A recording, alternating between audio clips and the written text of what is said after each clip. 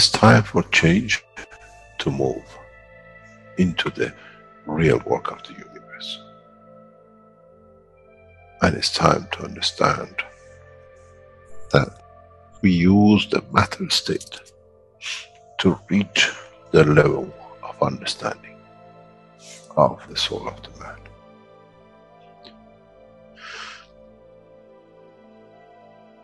Now you understand maybe why the Creator has sent His messengers in the name of whatever you have had. Is that they bring the ears that it can be used when the time of the Messiah comes. They can teach the soul and the message, not to oppose.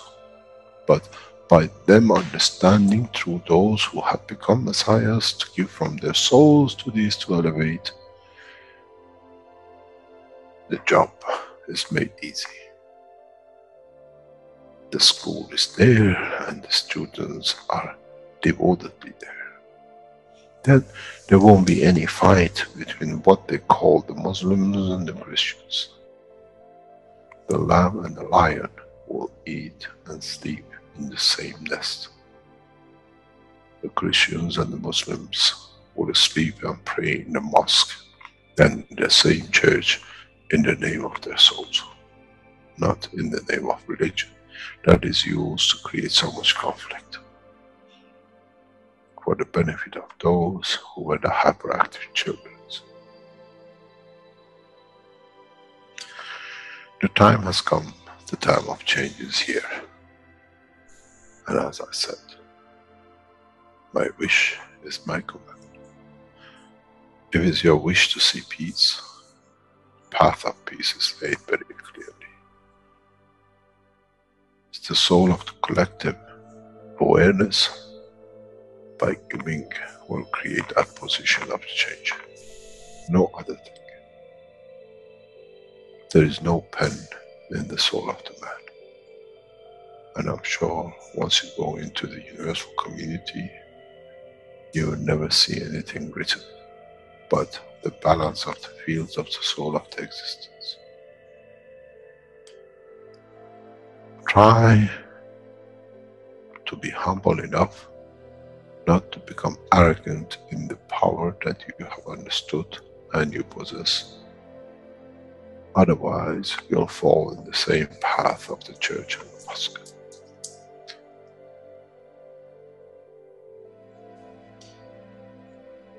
This is what we promised, and this is what we have delivered.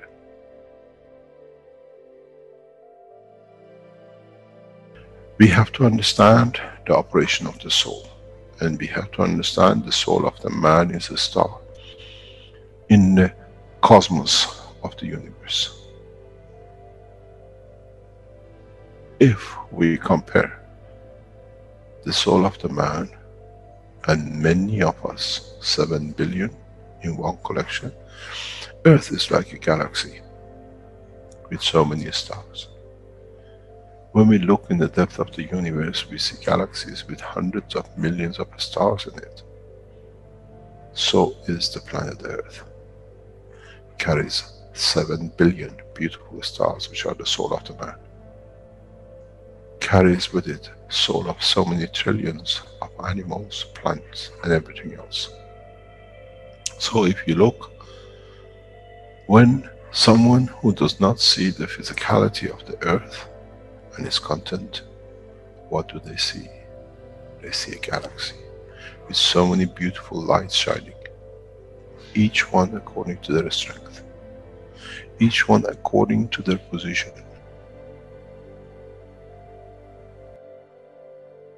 An infant has a beautiful soul, so has the old man. To those who do not see the physical dimension of this planet, but they see the strength of the field, we are clusters of stars. The human race, every single soul, no one from a distance sees, that's the soul of a fisherman, that's the soul of the cosmologist, that's the soul of the president. They all shine irrespective of the physicality. This is the magic. This is what the new science has to bring to man. When we look through our soul, we see nothing but we star in the other souls. And this is the break. This is the understanding.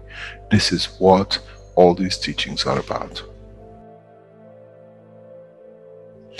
Coming to mature to the next level, to understand in the deep space, the universe is the oyster for those souls who serve. Then man is ready to go into space. Then man is ready to become part of the universal community which has been promised. I never promised you heaven. I always promised you the elevation of the man to join the family. And now you have the key.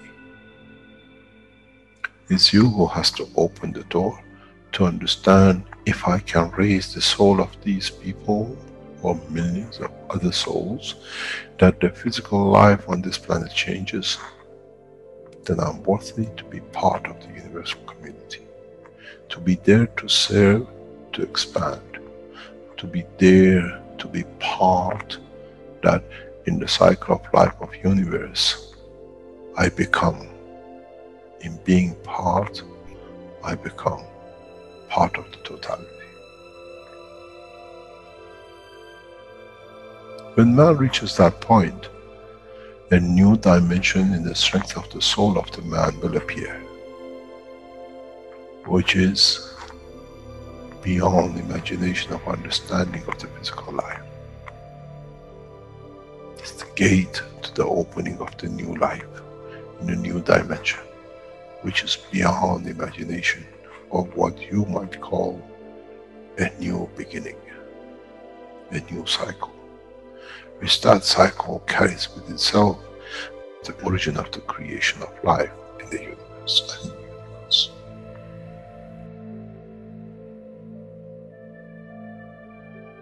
It's the elevation of the soul to serve become the key, not a throne of the physical life. The time is right. The time has come for the man to go through this process.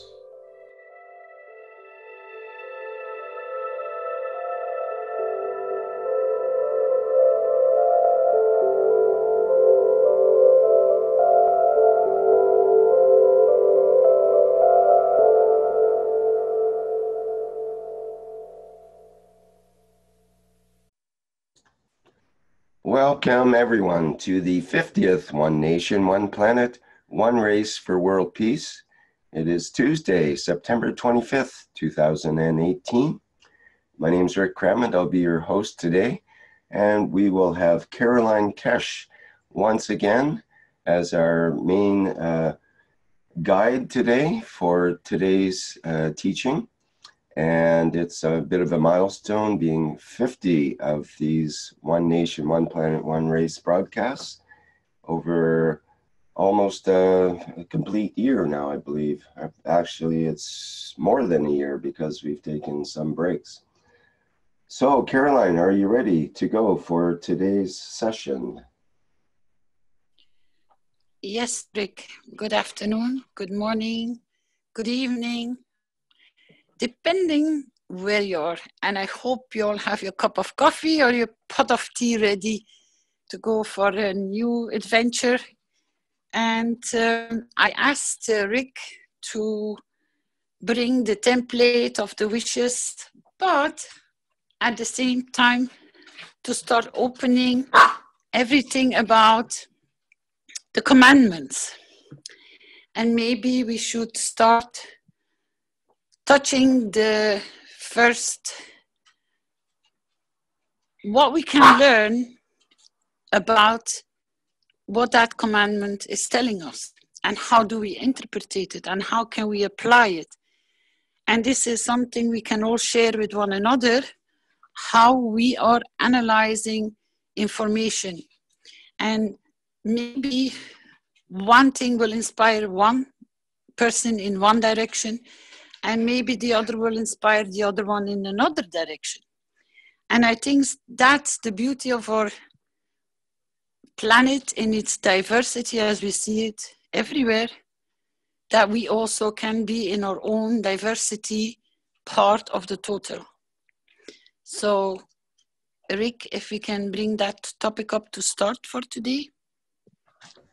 Sure, you bet. Now, would you like the website commandments? Is that the Yes. What right up? Okay, we'll do that, and the public wish document at the same time, I guess. So The thing is to add to the list. You know, we were writing last week about the wish about the establishment of the first Universal Council building. We leave a little gap open to give people in the next few hours the opportunity to add more of their vision to that development. But as we are going to have our way of how we analyze the first commandment, then we should write it down, because it leaves the treasure behind for other people when they come behind us, or we want to send somebody on that path that they can go and find their way in it. So we will write down what we interpret or how we see or how we experience the first command. If you can read it, Rick. okay.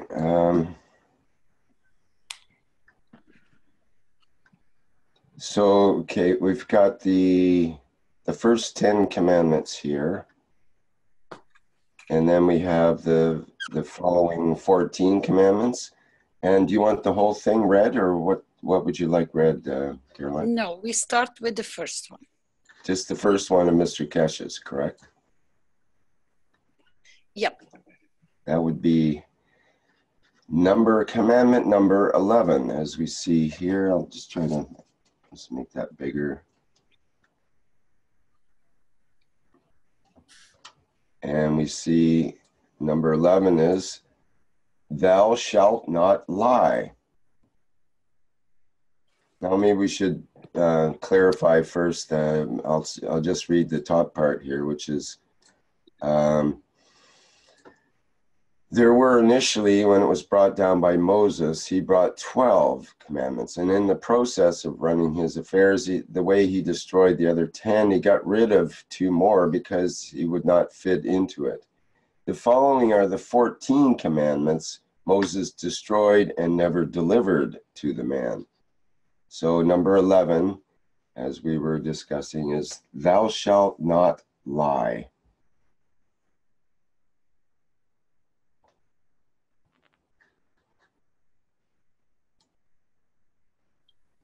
Has anybody, for a start, the interpretation or how he interprets, what does it mean?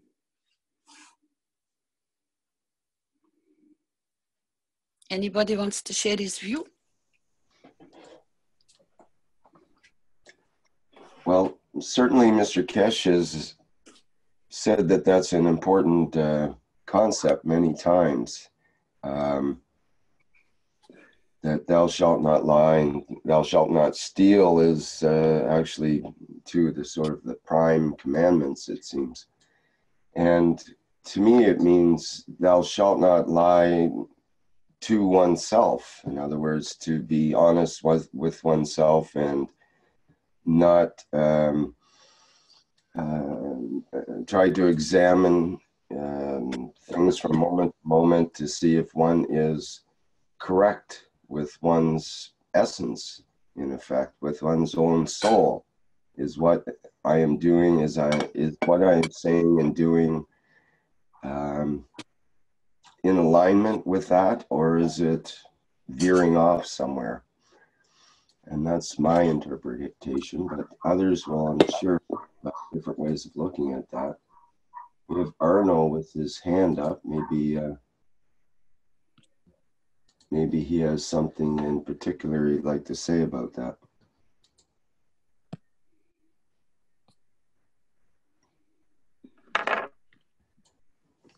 I'll promote him. And Arno, or hello, do you hear? Hi, yes, we hear you. Good day, everybody. I think it's like what you said. When you lie to yourself, you cannot love yourself. Because if you not agree with yourself, then you are like, we all are like the duality we have become because we lie to ourselves. That was what I want to say. Thank you. Hello? Yeah, we got your message. Thank you. Okay, thank you. Can you expand more on this, please? Yes, I can. Long time ago, I had this struggle with myself. I could not do things what I wanted to do because I was jammed, so like the caged animal, but I'm not in the development of knowledge, but more in the freedom of moving through your life experience. And then it was like everything I did was fitting on myself. Like my energy was going in front of me and hitting back because I was not, I was living a life I was not agreed to with myself. And then I started working in searching and asking my soul.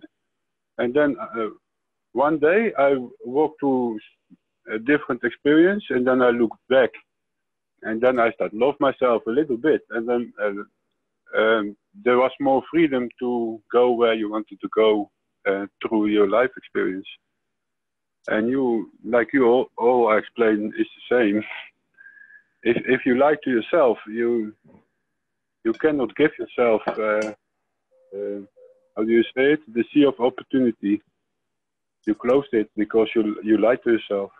Your soul is not allowing it. But I can say, explain it more. I don't know how. Like if you do something because you are learned it from your youth, because you see things that hurt you, and then you learn to walk with the caps what the horses had with around the eyes, with eye caps, and because you want to protect yourself, then it started. You start breaking down piece by piece, and then on one time you are not the person you want to be from inside out, and then you start jamming yourself on all different ways how you want to manifest. And when you, I also asked my soul in that times, and then not the same day, but in the beginning, it sometimes it spent months before I had my answer, and then now it's very very soon because we all open up together. Then it's much easier to reach to your answer of your soul. Yeah, that's okay. More I cannot say because I do not thought how I have to explain it. It's nice to have your point of view, so don't hesitate to try to explain it, because it sheds a light on a lot of people which are still in that impasse, as we call it sometimes. Yes, in the face, yeah. In the moment, yeah. That is why I like share it too, because I know other people hear it, and then maybe they like when I developed, I had nothing to compare with. This knowledge was not known in normal life, because if you try to say this when you are young, everybody is talking and thinking about the same thing, and one moment it was gone. It was all gone. Nobody talks about those things anymore. in the group, and with many people, till I came here now 7 months ago, I think. Here everybody likes it and sharing it. It's very and now I see my roads I walk through my life. I see many things coming back in the science we share it freely, and that many people are having the same development for their souls. It's very nice to see I'm not alone, because before I did not felt alone in my mind, but in my expression I have no one to express to, and that was sometimes very, very hard, till maybe I was 30. Then I decided to be who I needed to be, and I started saying all the things I think to everybody. And then till my wish that I could find some place to share and to get knowledge, because YouTube was like 2 years pushing me back from what I was searching for. And the day after I came then to the movie, and then I started following plasma science till now. So it is really working. And where are you from? I'm from Holland. I met you one time in VU, but I did not know. I met you because you had that teachings with your husband and all the knowledge seekers in the VU Medical Centrum in Amsterdam. I was working there. You are bothered by the lousy noise we made,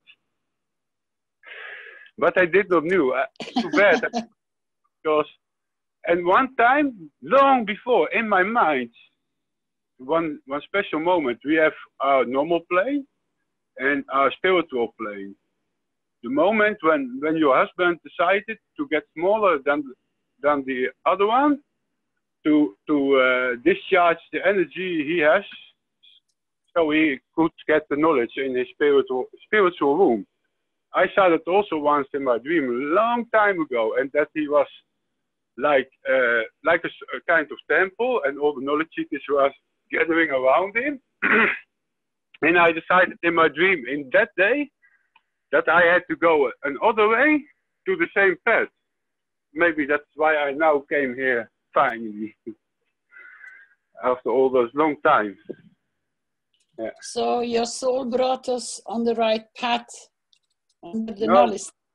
We all did it together, I think, because I think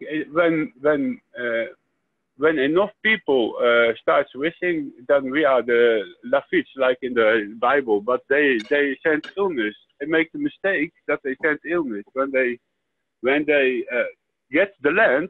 They got also the people with it, so they have to fill them with love instead of diseases and kill them and take the land. Know what I mean? When I started to read the Bible for the first time to understand what they're talking about, I knew what they say, but I did not have the words to say something about it. And then I start seeing those things. When you read it, you see. Oh, then I throw it away the first time. I think, oh, that is bad what they did then. But there you already see the manifestation of the soul in every story, because we look at it as a story, but if you look between the story, you see the achievements of their own emotions inside the person who lives in the story. And there we can learn so many features to not make the same mistakes when we become awakened with all up again. Yeah. I was very pleased when your husband said it's not the story, but see why they did it and how they did it. That was exactly what was in my mind. I really feel contact with everybody. Sometimes I think of something, and the next day somebody else has the same discussion, and that is so nice that we are all in the same plane without having direct contact through the voice. Yeah. Thank you. Next time I will be able to tell more. Then I will be trained by doing so sometimes. Thank you. Thank you very much, sir. Would you be so kind, if you can, what were the signs that you could pick up that you could make the decision for you yourself when you said you received that gate to open up? What were the signs on your path or on the road that you could, that you know exactly? Are you hearing me? Hello? Yes. Oh, good. I can explain. In the beginning, I was very emotional, and I inflicted all the people around me. They started kicking me. I was the one who always was hurt. And then I was distracted by a very nice gesture from an old lady to a boy with Down syndrome. I was very pleased to see one giving love to another without expecting. And then I came at school, and I did not was the one. They could see me like a person. It was not like when they see me, their eyes get wide and they get wild and they start bouncing. It was not. And then I started finding and pulling and trying to hide my feelings in the beginning, so that they could not see that I'm scared. So they did not hit me. And then I start seeing people who are damaging the brains, but still are active. They have some leakage. I cannot see it with my eyes, but I can see it because I see how the animals react on those people. So then I start playing with that. Then I had a bad time in my life because all the moments, the hurt I had, and because I did not came from a family where I had the place to develop myself. I was very, I have lovely parents, but they are like children, like how they progress through life. So there are many mistakes without wishing the mistakes, but also because people don't know that they get what they wish to. And then my grandmother, she could talk with me. In one side, she put so much information. My grandmother could really talk and reach me through her soul, because then I was the only one who was important for her not to get damaged like the others. And in the one moment you get so many information received. I think that is the way people, the soul of the man, normally without the body, communicates. And then I get very smart, but that inflicted too, because my soul was conflicted with how I achieved to life, so I lost it again. And then one moment when I had my son, and I was sometimes cheating with my soul, because I needed something, and then I did just like I did not need it, then you get it. And then I did mirror it, then I put it like I need it. So I was cheating a little bit. And then I get in a stage when it was not there for me, when I needed for unconditional love. And then I saw my mistakes, I let it go. And my son, his mother, she has a damaged history too, and she makes mistakes, and we get a little bit separated. And I did not want her courage, not courage but I have no other words for it. The package she carries, that it will not damage my son too much. So I had to use my intent to protect him. And then I decided never to cheat on my soul again. And slowly I protected him. I surrounded the house, and when there were problems, I sent my feelings, and it helped. Even when he broke his two arms, he wanted to swim so badly. over 2 weeks for his diploma, then I have to let all the people around him forget that his arms were broken only 2 weeks ago, but to 6 weeks ago. Otherwise, I could not achieve at that time because I was not developed yet and still fit to the to what other people think about that picture. And in 2 weeks, his arms were healed, and the doctor take the gips off, and then he could swim. But he became a little bit ill, and then I put my imaginary hand onto his body to carry him a little bit, and then so I met the power of intention, and because we don't grow up with the power of suggestion, all the people are abusing without knowing their own intention because they fill themselves with the fear of war, or with the fear of the neighbor, or with the wish for only one, for your own child and not the others. All those things. And like when my son had problems, I could not heal him once in his emotion, but I could be the whole group and heal them all together. There was a little upgoing, and at the end of it, everybody understood what has happened, and there was no friction more, and then they all started playing together, and then it was good. Intention is very important. The intention is the dictator of all things that come out of us. Without that we realized it the last millennia. I think there are groups who realized it. I think many people, more than last century, maybe last 2 centuries, I think almost no one enlightened. But I think not all the people, and not many people, but more than the last 2 centuries, I think they were enlightened peoples.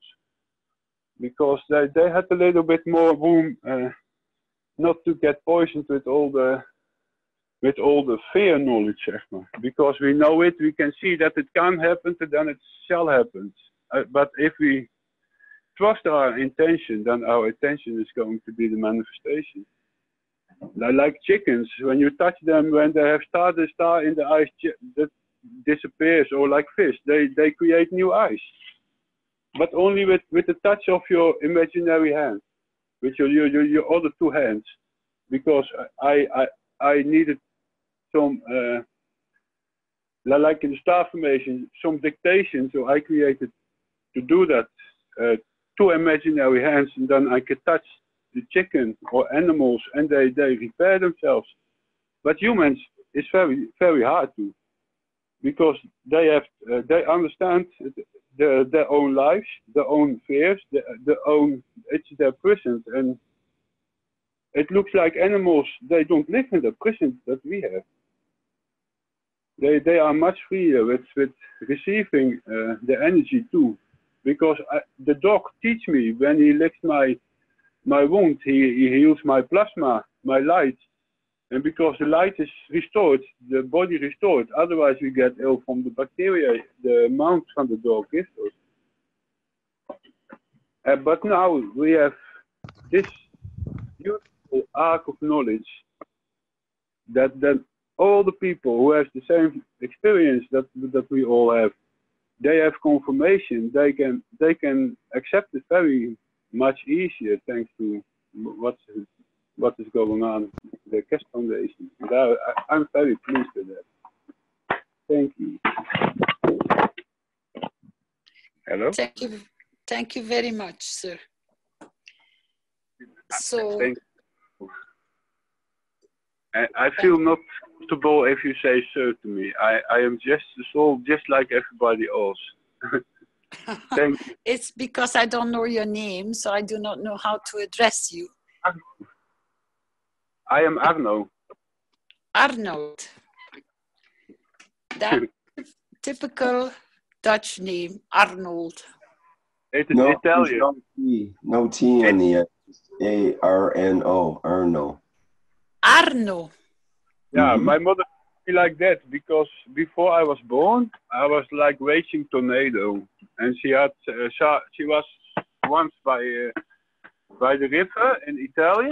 Or maybe she heard stories. I don't understand that piece a little good, and she thought that was so rough that everything breaks there. And before I was born, I hurt my mom very bad with breaking her ribs. So she called me Arno. Yeah. That's a nice story. Thank you very much for sharing, Arno. And Thank you. Most probably we will hear you for other commandments Yeah, with your opinion as well. Thank you. Anybody else? We had Richard with his hand up earlier, so perhaps he would like to go ahead with something. Yeah, this is Richard here from the Netherlands. Thou shalt not lie was the commandment. I wanted to address that, in a sense that you can always lie outwardly, but it's really spiritually living in truth. So if you're living in truth, you can never lie. So you can not lie to yourself. So you're living in truth. Truth to yourself is only integrating everything that is truthful, that you have evidence for, you can integrate into yourself, that you can grab your hands on, or you can understand on a spiritual level. This is truth. So a lie doesn't fit there. So a lie will be a projection of a sub-reality. Anything connected to that will be considered fantasy, and that's something that is in direct conflict with the soul, as far as I look at it. And I find it one of the most important ones. If you start understanding lying, most people then outwardly lying.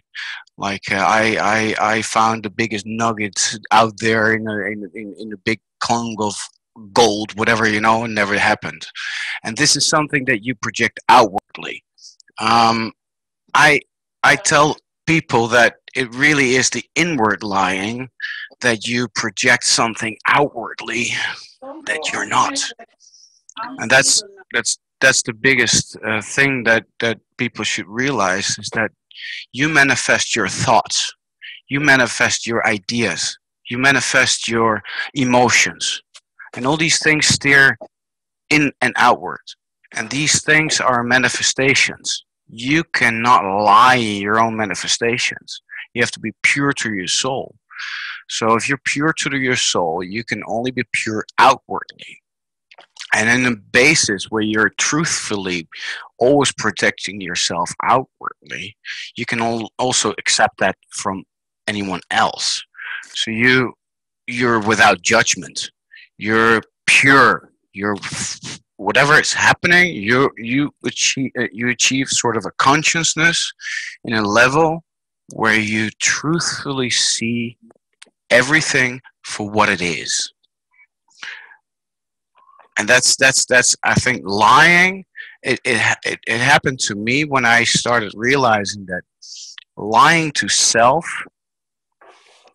is really something that resonates in a frequency that is unbalancing and will not achieve you to get to goals where you want to achieve, or you want to get into a higher consciousness.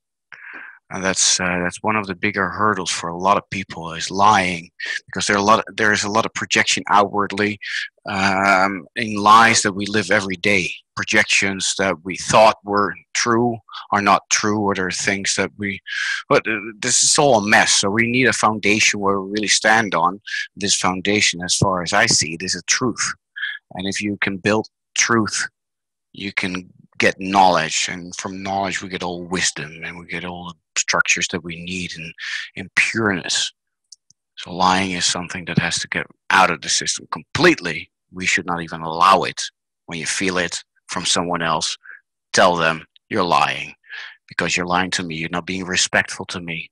You're not being respectful to yourself.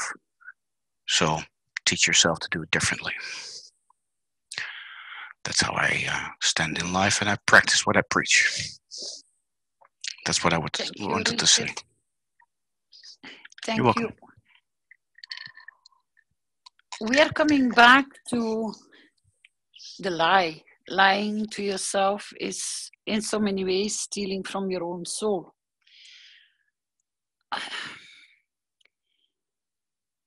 Anybody else wants to share more? This is Moshfek. Can you hear me? Hi, Mashfaq. Good evening. Good evening. There were a lot of interesting thoughts from Arno and Richard. So it's very good to hear all of these things. And in case anybody know who I am part of Universal Council, and I represent Bengali language. So it's kind of like it's a different perspective from another part of the world, if you can call it that, because it's almost the same everywhere, anyways. So let's talk a little bit about lie detector. Yeah, thou shalt not lie. It's a commandment and a very useful one. And what is this lie detector? In a way, our soul is our lie detector. And so what is its expression? We have gotten in many situations used to saying things that, it comes very quickly and it doesn't have any validity, but it comes out because in our society, partly because society everywhere, I'm not saying that it's east or west or anywhere, and lying is well accepted and people routinely do it. And so sometimes, it becomes a habit, although not a good one, but it's a habit. So how do we know? How do we listen to our soul? So one of the ways to listen to our soul is the emotion, because emotion is the transition field. And through this transition field, the physical lie, whether we see it, whether we see it, say it, live it, or hear it, it causes a slight uneasiness. We may attribute it to stress or something else, but this slight uneasiness is soul's way of telling us. You may want to take a note of what's going on. And in our busy life everywhere, and we often ignore these little signals. It's there,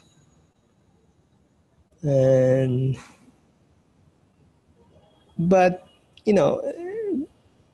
being taught what we have been taught, the signals sometimes gets lost. But they're not lost really. Sometimes when we sit down quietly in a relaxed position somewhere under a tree or something like that, it comes back. It's gentle and nice, but it is there. And sometimes we ignore it, but it's still there. We cover it up by various strong stimulus of various sorts. But soul is always there trying to communicate. So one of the things Mr. Keshe talked about is this physical aspect of lying. So although it's the physicality that's in the process of lying, the communication is always there. It is, in a way, the responsibility of the physicality to welcome those signals. And we all experience it in our own unique way of how these signals come. There is no one or other way that it happens. And these signals not only come from within us, sometimes it comes from around us, especially from the loved ones, because they are in touch with us, and they are our well-wishers. So they are often good mirrors of this subtle signal of their soul coming to us. So it is everywhere. And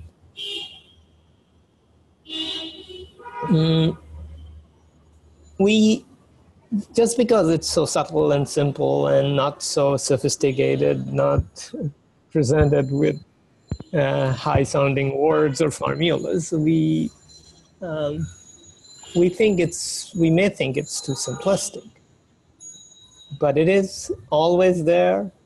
And it's even noticeable from friends who are not even in proximity with you. I mean, sometimes there is communication that comes from other people that are not in front of you. And be it what they say at some strange moment, and it just appear in your head. Okay, something he said. So as we respect our neighbors, these signals come from everywhere and may not be even human. As Arno was saying, the chickens are as good as any human can be. So it's the signals are there. Of course, these signals are paving the way to what we are heading towards in a sense of peace. So as long as this lying process continues or dominates, the signals are there and peace is absent. So one of the contexts in which during our Universal Council meeting that it came is the peace, world peace. Now for many of us, the world starts at home because the peace, many of us here are peaceful, and that's why we're involved in what is called the world peace. Unless there is sufficient peace within us, it is a little more challenging to get involved in peace, which covers a larger context. You know, it can be peace within oneself, and then peace in a family, and then so forth and so forth. But at every level, there is the signal that comes from within us, that comes from our family, bigger surrounding. And as lately people have been even tuned to the world situation, the signals that are coming from elsewhere in the world. And we are getting connected. You're listening to me from one part of the world, Arno is from another, Richard is from another, Carolyn is from another. But we are all here listening to each other's signals, although it's represented in words, but is it only the words? Are we just communicating words, or it's more than that? Maybe it even resonates beyond this time frame.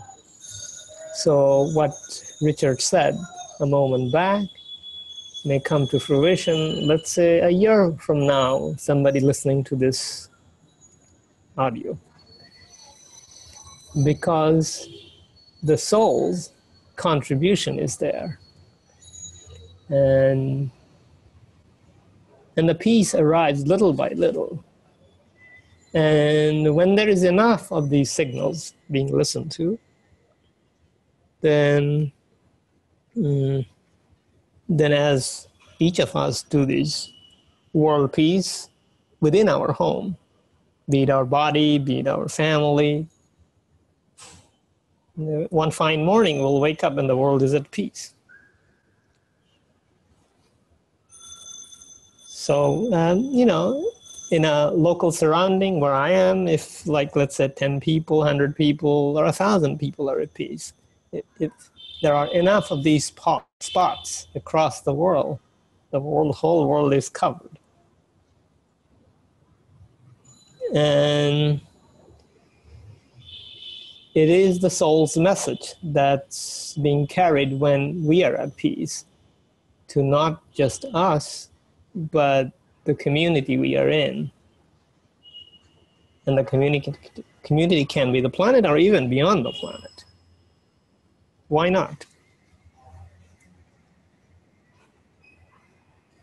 With that thought, I'll just end my thing, and thank you very much.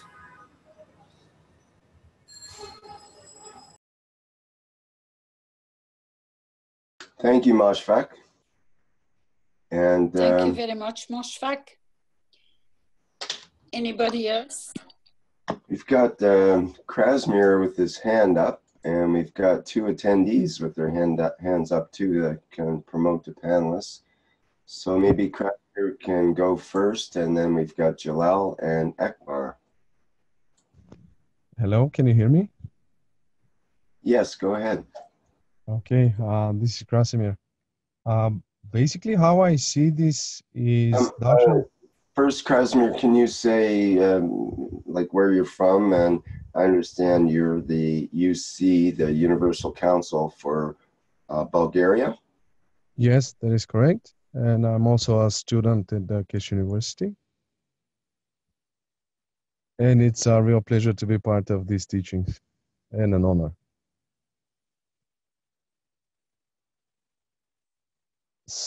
Can you hear me? Yes, absolutely. Go ahead. Okay. Well, basically, the way I see it, I always like to move those commandments more into a practical way. So thinking about thou shalt not lie, I'm thinking of two aspects of it. First, there is the aspect of lying to yourself, and then there is the aspect of lying to the others. And basically, what is the lie? I see it as a deviation from the truth, which means that if the truth is the true communication between the souls, where we give and receive accordingly, this deviation from the truth, the lie, would be either giving or receiving more of what is needed. So this would have to bring a balance later on in the soul. So it will actually lower the soul. And in practical terms, how I see it, it also overlaps with how the Native Americans have a commandment of you should be truthful to your word. Basically what it means is that you should not lie to yourself. So when you say something that you're going to do, you should follow it through. So then your soul gets elevated and you can easily manifest what you said in the words. But when you deviate from this true and from your word, your soul does not get elevated. So in this sense, your words does not have the power to manifest. And that is why in practical terms, I see that we should stay behind our word, truthful to our word, so that whenever we say something, we follow it through to completion. And then a little by little, this will give strength to our soul so that we can manifest more and we can give more in order to receive more. That's what I wanted to say.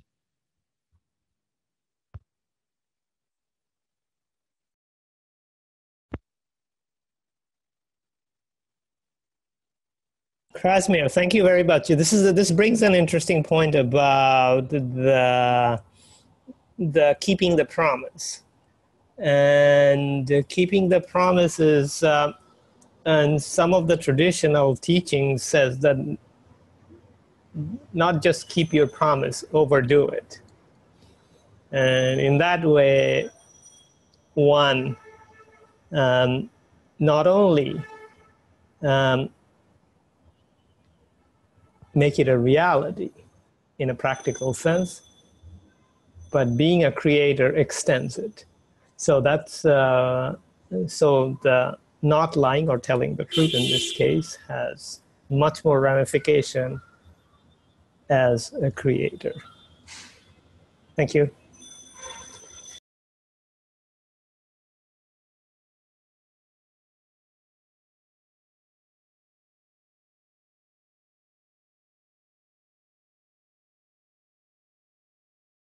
Okay, thank you, Mashfaq. And I'm going to try to recapture some of the essence of what people have been saying here, because we should have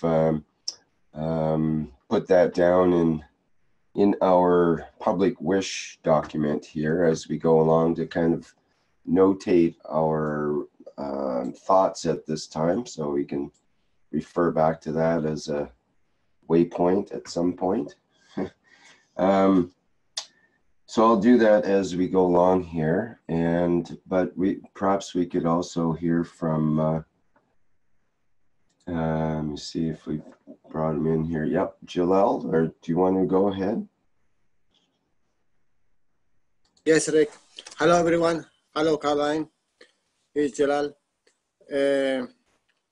Lying is it's a beautiful thing to think about it. And from the old knowledge, what I have, the lying, when you lie, is the path to the hell. And when we was young, we don't consider that, whatever. And from the teaching of Mr. Cash and knowing yourself, then we know that you have a higher strength, and this higher strength is the soul. So when you speak, who is speaking? It's the emotion who is speaking, using the body to manifest whatever she wants. So this is interaction. And when you lie, the emotion when it's lying, she don't have the support of the soul, because soul do not lie. And when there is connection between the emotion and the soul, so then the man will not ever lie, because he have all the knowledge, he have all the strength, he have all the wish of the soul and what to do. So because we are not connected to the soul, and we think it's only an emotion and body, and the body who is working, this is different approach. So when you speak, now we know when you speak, this is interaction, and this interaction will last forever. It will not end in this 1 second. Yeah, okay, I lied. One thing and finished. No. But you take strength from the body to speak, and the soul do not allow it. So you have from the two, you have you pull out strength from two things they are working with you. So you are only the emotion who is giving this all the time, give this power.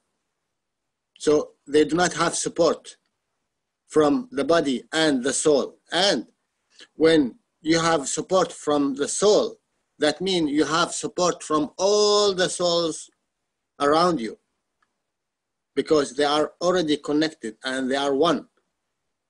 So here's the difference. And now I understand what is the meaning of hell and what is the meaning of heaven. Heaven, when you speak the soul speaking through the body and through the emotion, and it have all the support of three. Hell, when only the emotion using the body to achieve what she want. And this interaction, it will pull all the energy from the emotion and the body. And this is the soul do not accept. And wherever this interaction goes, wherever this interaction interact, it will go to the source, and the source, it's you. So you are paying every time, all the time, you are paying from you are taking from the body and the emotion. So better to, because word is the first thing what you are creating. Whatever you want to create, it's a word. Here, especially here in Earth, the word is the fundamental basic that all of us communicate by word. We are not communicating by feelings or by soul level, because in that way we do not even speak. So we need to speak. So this is energy. You give energy. Only one who is giving from the three, it's a burden. It's a heavy weight you are taking across all your lifetime, and this is the hell, because you have to pay all the time for it. But when you speak the truth, you don't have to worry about it, because you have the support of all the souls, and you do not need to pay more, because you will receive. And this is the beauty. When you receive, you go higher. It's not burden. It's not something bring you down, because you are like a you are like a magnet. If you give and receive more in soul level, you go up, you elevate. If you give in the body level or the emotion level, you go down. All the time you are there. And the world will stay forever, because it's not body unfinished. Word, as it's written here, if it had been released, it would have changed a lot of things for the man. That is the true thing, because we are suffering since 2,000 years or more because of one thing, one life. You imagine. So now we know. Thank you very much. Yeah, I would like to hook into that a little bit, if I may. This is Richard again from Netherlands. The lie. This is something that I've been working on myself. One of the things that I have been doing is digging into the past and digging into history and digging into truths that we are not seeing. So I have posted the last period, I've posted several times about some knowledge. This is all knowledge surrounding the dragon.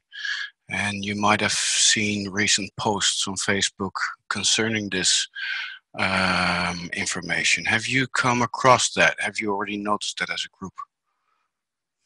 Just verifying if you've seen it. Nobody? I've seen a post about the dragon and some images and so on. Didn't get Yes, into okay. it. Yeah.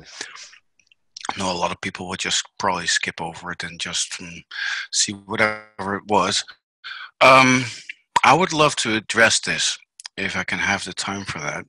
I don't know if it's the right time to do that right now, but I think it is something that comes from my own experience, a truthful experience. We're talking about lying and truth.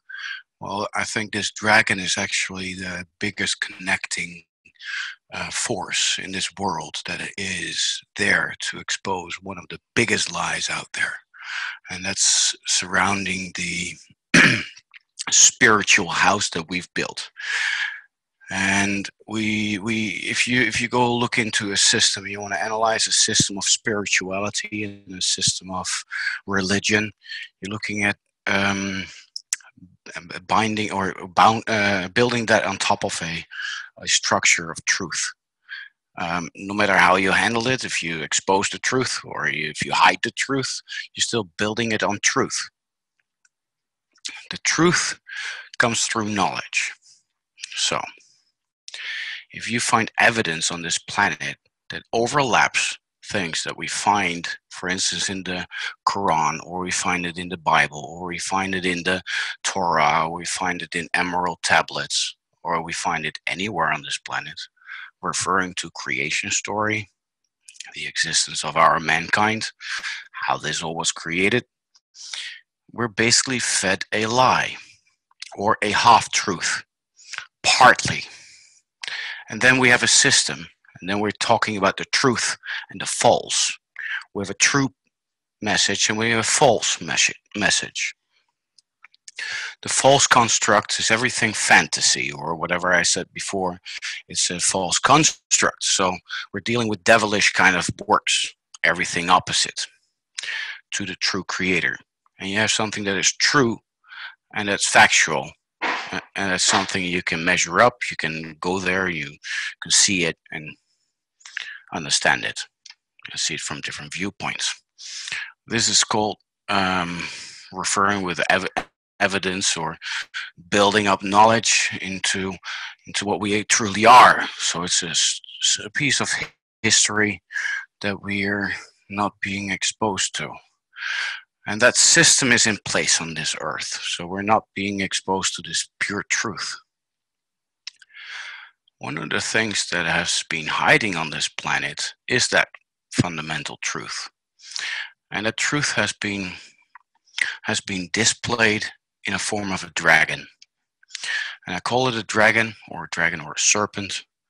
I rather call it a dragon because it's a picture of a dragon. Literally a picture of a dragon with exactly 7 faces inside. These 7 faces represent the 7 generations of this planet. 4 of them are inside the womb of this dragon, in the tail of the dragon, and the human species is center of that, or at least center of all 7, which makes the 4th in the womb and center of the creation on this planet. What I'm explaining is just how a picture looks like.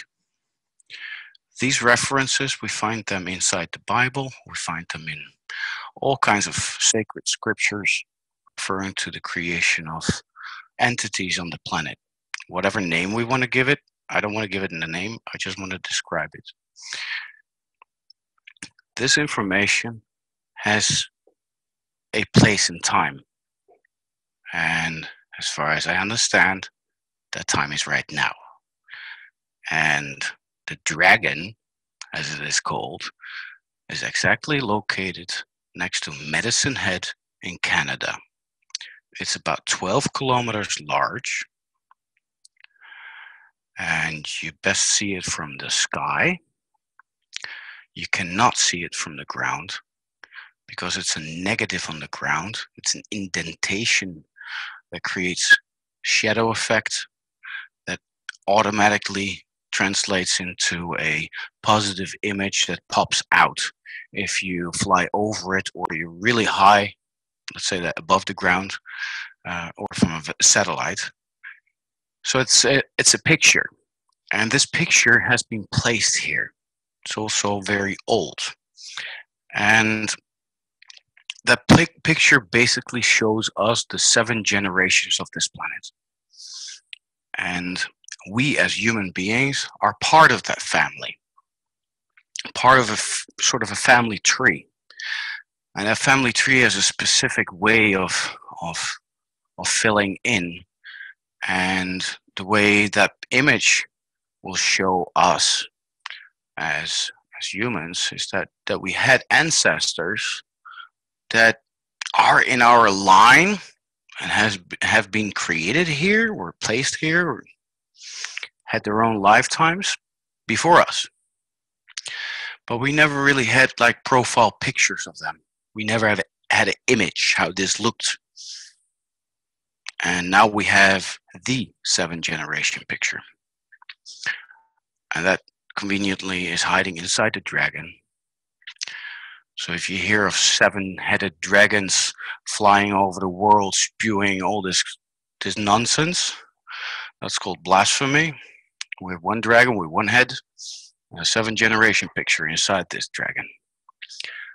That's basically hiding in plain sight for all to go there, understand, and see the implications of this, because I think all religious movements have always talked or known of these references, but never knew where the dragon was hiding. So I present to you sort of the opportunity to understand the dragon and scientifically look at it, not even going to the spiritual aspect of it, but look at the scientific part of it to see what the image itself shows. And I think that's worth looking at, because it will give some answers on places where we simply didn't look yet. Okay, thank you, Richard. Maybe you can provide a link so people can have a look at that. Okay, perhaps we could move on to... I posted on Facebook. I sent you the link. Maybe you can show it. Well, if you can put it in the chat here, that'd be fine. I think Peggy might have... I'm having a little bit of trouble with it. We'll try. Let me see. Peggy put it, I think Peggy put it into the chat there. And if that's correct, I'll also put that into the live stream. I've been quite blunt about the things I've said the last few weeks. People have to realize that this is not something that I'm just throwing out just like this. Addressing Rick right now, I've told you, I think 2 years ago, about this. Remember? Vaguely, perhaps, yeah. Yeah, vaguely. Yeah, this is something that I have done the last 5 years. I've known for about everyone to know. Images for decades. You know, I've known about this since I was a kid. It's not a new image. I know about the place where it's. In fact, I've even driven by it, I believe, at one point. Yeah, but have you ever known it was the dragon? Well, the thing, Richard, is there's probably over 100 faces that you can see in that area if you were to look at images of faces and images of things, and you can see ancient archetypes and what looks to be an ancient Indian type indigenous person, and so on and so forth. There's lots of images. The same as when you look at Mars, you can see tons of images. People see Mars all the time and pointing it out, well, this is man-made because it looks like this. But sometimes it's an archetype, is something that it resonates with us in a very deep way, because it's a true archetype, and it can be created by the earth itself, just be from the natural, what we call natural processes, but it's because of the fields. The fields interact in a certain way and create certain structures on this planet. And they may look like they're organic or, you know, like human or other being based, and perhaps they are in some way, because we all come from fields ultimately, and the fields control what is, not the is controlling the field. So there is something very basic there for sure, something very essential. And I know it resonates with you and it's important with you and so on.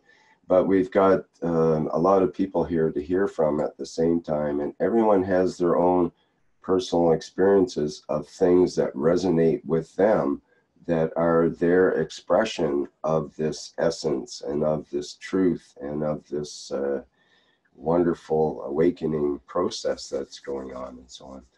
So I just, I think what you're saying is one aspect. And if you want to, describe it more, we can get into that more.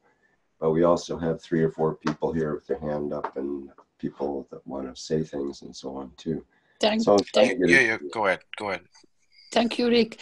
What I suggested to Richard was to bring it in small parts, because people are going to start looking into it. And it might be a nice topic for a few times in our public domain. And then maybe it will encourage other people from what they have discovered in different parts of the world, like a topic about the pyramids or whatever they have bumped into that has fascinated them so much that they would love to come and share it. So I would propose, Richard, not to come and shower us with all of it in one go, but to break it up in small parts that it will stay, intriguing to people, and that they have time in between to come back with questions, because it's quite new, not for Canadian people, but for the other part of the world. They never heard about it or seen it, or they're not even been aware of it. So we are opening a different view on a lot of things.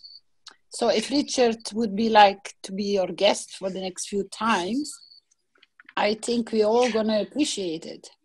Yeah, and if we had a picture and an image of what you're talking about would be good, but I'm about to start looking for non-copyrighted images right now. No. I discussed this with Richard, and I said, you need to give him full agreement about anything to come into public, because it can create you too many problems. So he will provide you, and then you be the wise man, or Richard can do his own research. What can come and what cannot come. That sounds really good. We'll break it into parts, and because there's a saying that for every new idea that comes out, people have to hear it 3 times before they even start to actually hear the idea. They have to be reminded like several times. That's why advertising is repetitive after time. You wonder, why are they repeating it? Well, people have to hear it 3 times before the message starts to get through. So I think that's a great idea, Caroline. Okay. So we will invite you, and you'll be welcome. Yes? I will address a little bit more on this subject then. Yeah, it is a complex kind of discussion if you go into detail into what is being displayed. A lot of discussion right now, I also hear Rick saying, is that this whole area, if you go Google it, you will find that this is a natural formed area. And all the specialists are saying this, but there's no specialist that really looked at it. And there's no proof. I've researched this quite a lot, and there's no proof at all that anybody really looked at it. And the image itself, for me, you have to see my viewpoint. I have no questions into confirming to myself if this is a picture or not. This is not naturally created. This is intentionally created by someone that had intelligence, and that makes it a interesting subject to look at. This viewpoint is something that people have to accept or really look at it and see and believe by themselves, because they can look at it and discover it by themselves. No secrets in that. So I would hope, and this is something that I then will spread a little bit over several encounters on this subject then, is to try to, and I don't want to, let's say this, I don't want to push anyone into a sort of direction. I just want to show the truth, physical evidence of things that we can find somewhere else too. That other people talked about the same things. And that's something that we have to research. I'm not going to spoon feed everyone.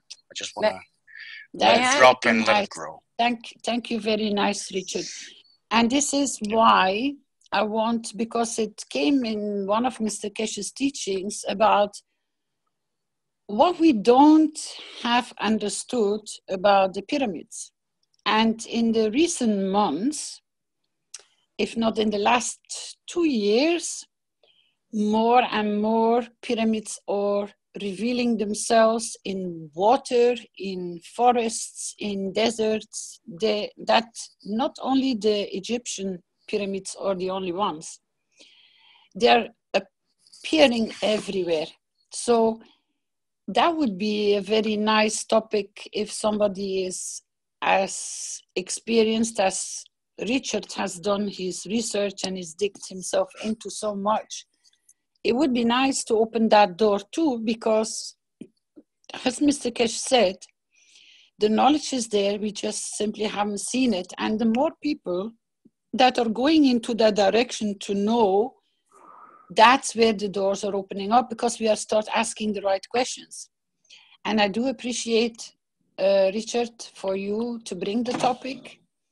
I kick-started it 2 weeks ago, and he started opening it up the way I suspected it would come, and I embraced it, and I invited him to share it today as a first part. So we'll see where we go from this journey by knocking on doors to receive, because it will inspire all of us in different directions. Thank you very much, Rick. And who else wanted to go to the command, the first command of Mr. Keshe? Well, we had Ekmar first, actually, with his hand up before anyone else here. You're the director, Rick. I know Estella wants to get her word in here as well, but Ekmar's been waiting a long time, so maybe we should let him go ahead. And then we'll get to Estella. Okay, this is Ekmar from Germany, but I'm living right now in Thailand. I try to make it very short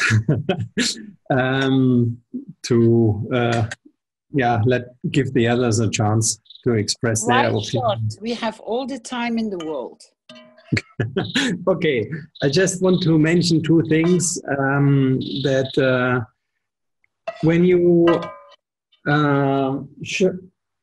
should not lie. That means not only that you're telling the truth. In my opinion, you have to tell the whole truth, because when there is a whole truth and you selectively tell only half of the truth, bottom line for a third party, it can look like the opposite. Actually, or technically, you are not lying, because all what you say is true. But bottom line, it can look like something totally different. So that's one thing to look at. And the second one is just, for example, if you explain something to a child is asking you something, and basically you know the truth, but if you tell the truth according to the age or the understanding of the child, maybe it's not appropriate to tell it in the language or in the truth you understand. So maybe you have to use a picture or a similar or something which come close to the truth, but which is not 100% the truth, but maybe in that point of time, it's the best way to explain or to answer the question of the child. So basically, what I want to say is, first, you can lie by telling half of the truth.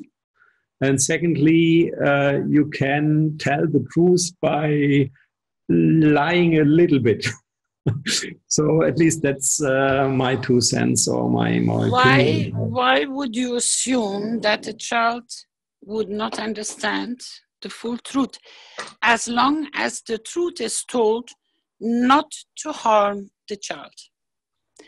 Because if you know that a child, from when it receives it,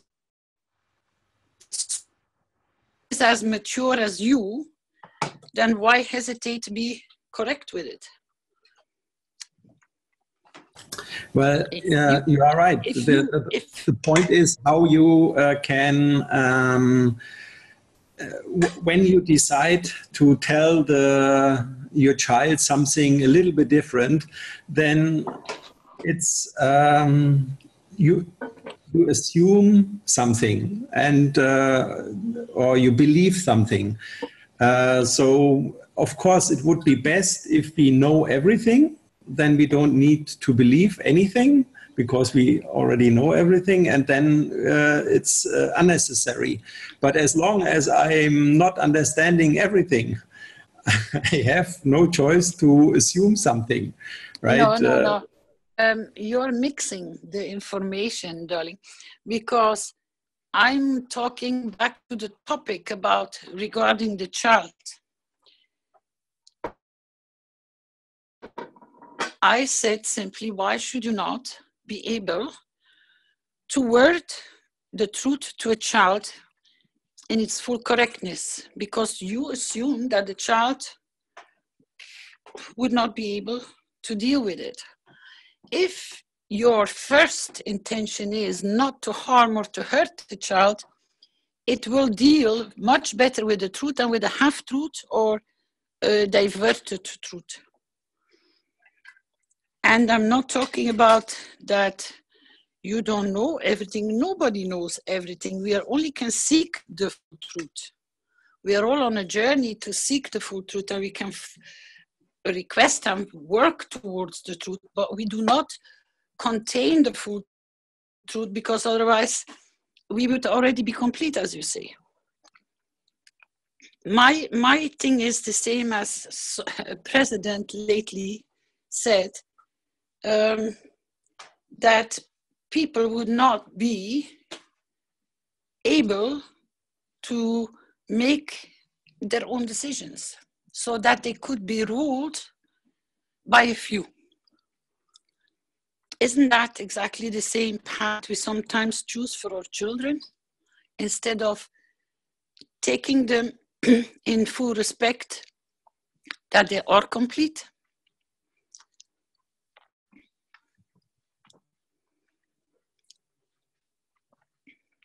And half-truth has a different meaning.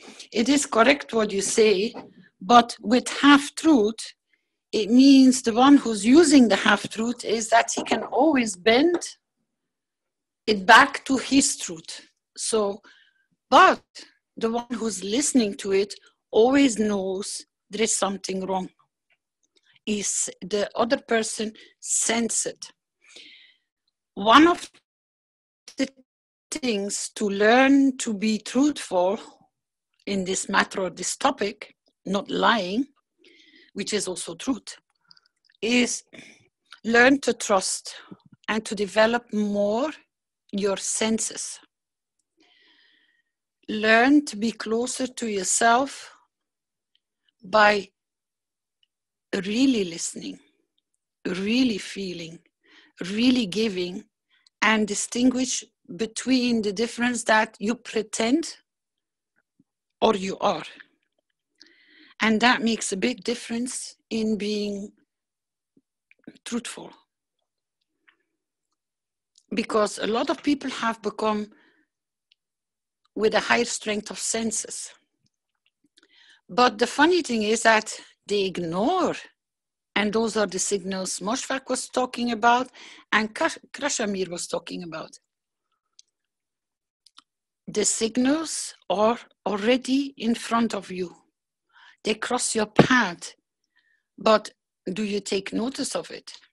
Because they are guiding you, and they are there because they are the mirror of yourself, because this is what is actually going on within yourself. And that goes back to the first person who came, and that was the gentleman Arno from Holland. The path is in front of you, because you got to realize we are all life. We are all living beings. We are not dead. We are living. So we are connected to life. What is the true expression of life? If you look at the planet and you look at its inhabitants, the majority is the only ones which are actually literally diverting from what it should be is humanity. We will not go into the reasons or the whys or the hows or why the conditions are, but what does planet Earth really shows us in the first place? Nourishment, beauty, colorful. She has embraced us with life and has given life and is producing life. But we are life too. We can give birth to children. We can take care. We can do the same things. It's the expression of life in those ways. If we just strip it down to its minimum, what is life? And giving life and living with the connection of being alive. I think the path of lying is not to go and choose for anything that destructs life or diminishes life or makes life to disappear. So if we are all becoming aware, what is the essence of not lying? Thou shalt not lie. But isn't it that we in the first place lie to ourselves that we are alive? Why do not more people celebrate life, express life, be joyful, be friendly, be loving?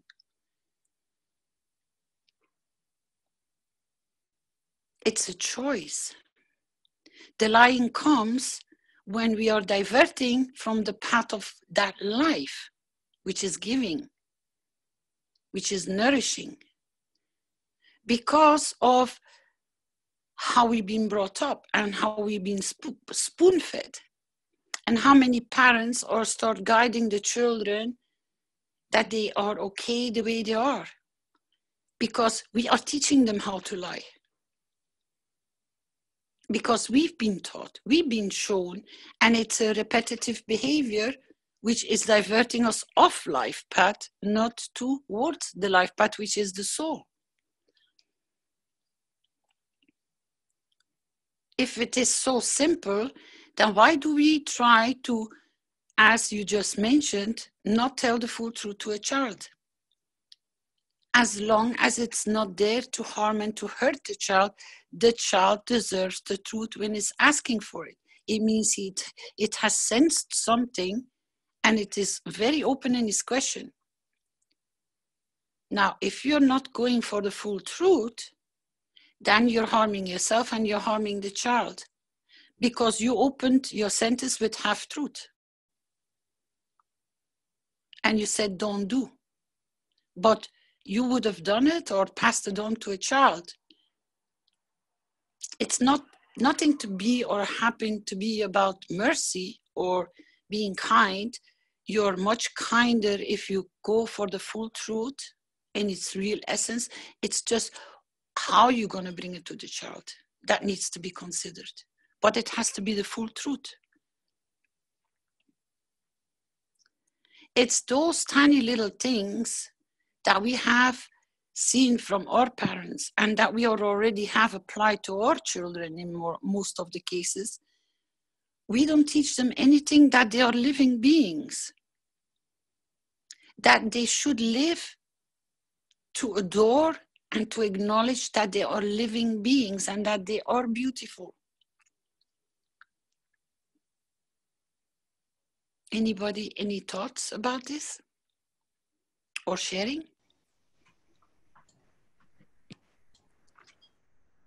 Maybe Ekmar wants to say something about that again, or we did have. Oh, hello. yes, Ekmar? with Arno. Or Hello? Arno. Hi, Arno. When you lie to children, they know you lie. And it doesn't matter where you lie or over, the child cannot see because you make the wall for the other not to see. But she don't know the intention, the child, but they know that you lie. I always knew when they lie. I think every child, when I walk in the city or on the street, no matter where, then I often see parents lying to the children. I see in the eyes they know the parents lie. Like we blame puberty for the behavior of the children, but we learn it the children ourselves. We don't want the children to do something, but we ask. Like if you smoke, then you ask your child. You say you don't smoke, but you ask your child when you are busy if you want to get the cigarettes or the tobacco for him or for her. All those things. We harm them by lying, and sometimes it's just like Caroline said. You have to search the way how you can present it without creating emotion.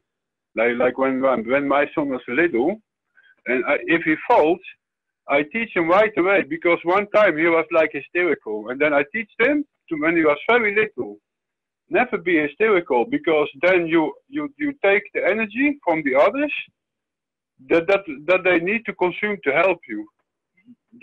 You trigger it, they get in panic, and if you don't cry, then it's much easier to.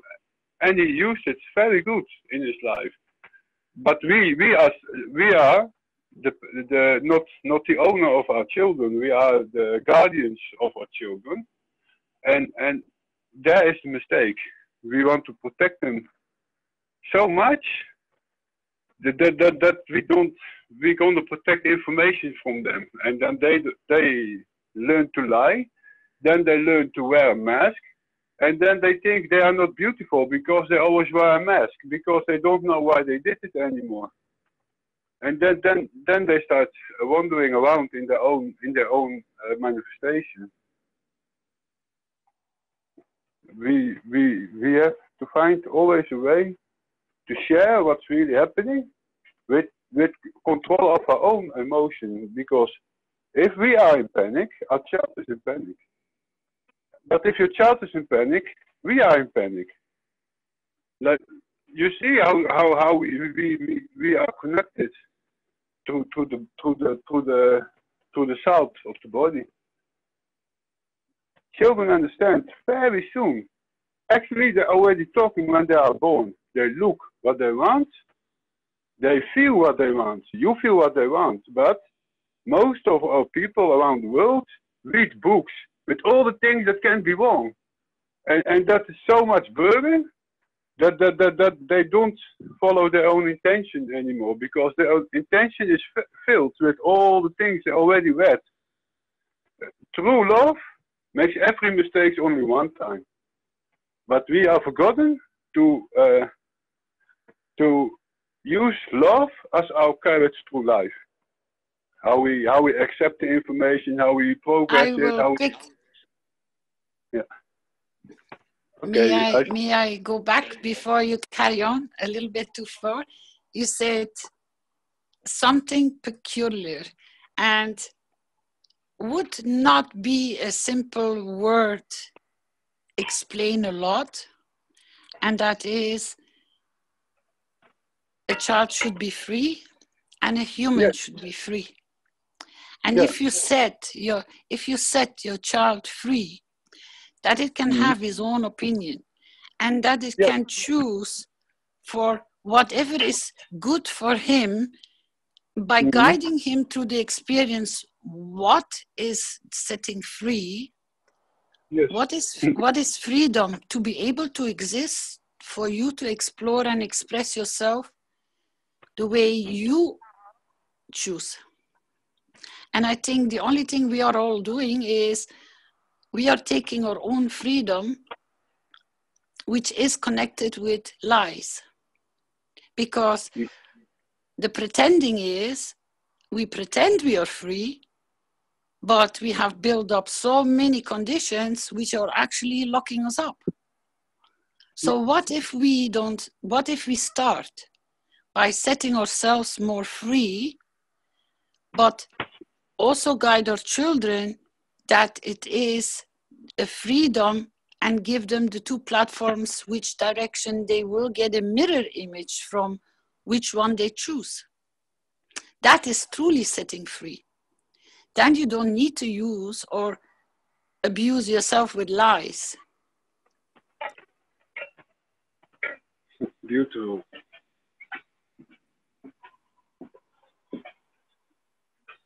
But you got to give them the freedom. Set them free that they can express themselves in all the calmness with love and care. And that's true freedom. If they don't like something, don't force them. If they don't want to eat something, don't force them. Because all the forcing up comes from what we've been forced up on us. So if we are already start acknowledging that you lie to yourself by pretending, oh, I like something to please somebody, you're already lying, you're in the lying state. That means you take your own freedom away and you give the other the impression that it's okay. True freedom should be acknowledged. What is freedom? What is respect? Is the acknowledgement that the other can be exactly who he is, the way he is and for what he is, because he's on a learning journey just like you. That's true. When Gino was little, I had visitors, and I was talking with the visitors about something in that time. And my child was very little, but he understands what the subject was about. So he starts talking too. And one of the visitors starts saying to my child, don't talk when grow up talk. So I said to him, if you don't want to talk with my son, then don't talk about that subject. If he understands, he may talk about with it. But if he don't understand, then he has to wait. And if you want to know, he has to ask after it what it was about, then I can explain. But they did not understand why I was doing it like this. Nobody did understand. But it is necessary that when a child understands, he has the need for the freedom to explore. But we always so much. That is how we damage most children. In my experience around me, I cannot say it for the whole world because I think there are still tribes around the world who are totally free of our existence. But I hope that I not get spoiled like we are. And yeah, this was what I want to say. Thank you. Thank you very much for your sharing. Rick? Yes, Caroline. You got other people wanting to share their topic about lie? Let me see. We did have Estella here, but she had to go to another appointment. But I got some of her things that she put in the chat there and put that into the document. She says that truth comes from knowing. Knowing is connection to the plasma field, and truth comes from inner connection to our soul. Now, maybe if anyone has something they want to add to the comments I put under their names, you can remind me of something you said, or if you have a sentence you'd like to have me add to your name here in terms of what we've been discussing here today, then that would be fine. And I thought too, should I put your name in, Caroline, and you could have a couple lines to sum up what you were expressing, or do you not want that? Yes, you can add if people, even the ones which were here before, if they can put it in a short text, it will be added to the document. If they want to work on it, we can even add it next week. Keep your posts ready on depending on the topics we are taking in these sessions. They will appear on the document which Rick is holding for us, which we are always working on wishes and certain topics. It will be nice to share your view on Thou Shalt Not Lie. Thank you, Rick. Anybody else? Okay, do you have a statement you'd like to put in for the record here, Caroline, in black and white? Is there something you can sum up in one line or two? I think Thou Shalt Not Lie is by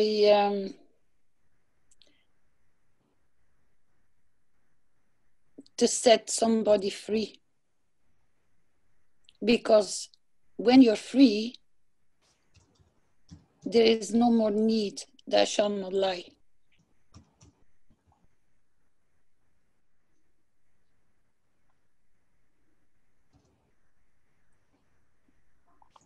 We can even turn this one into a wish.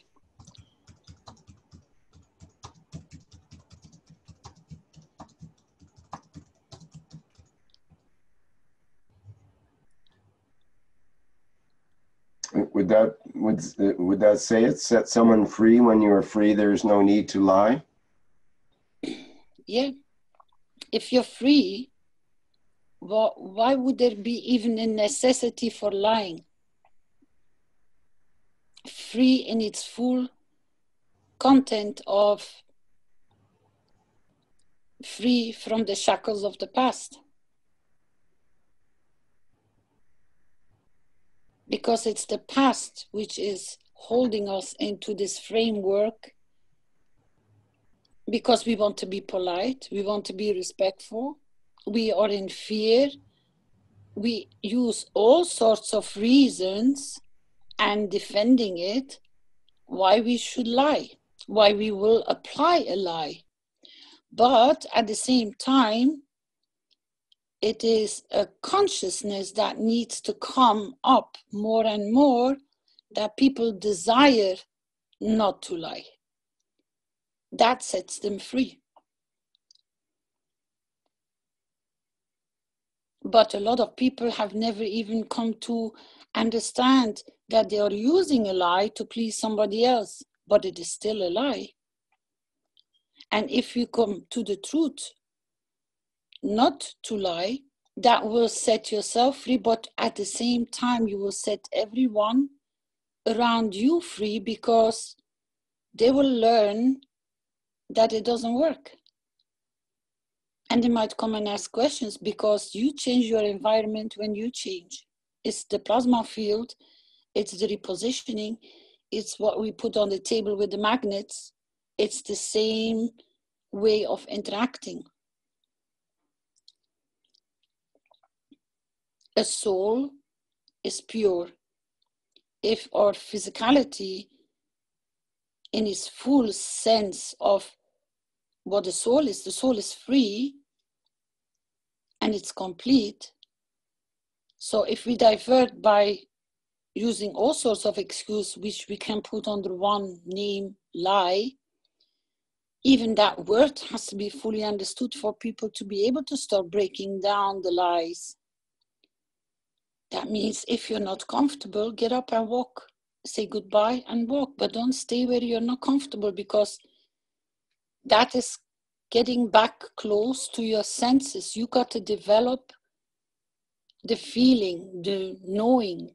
This you just know.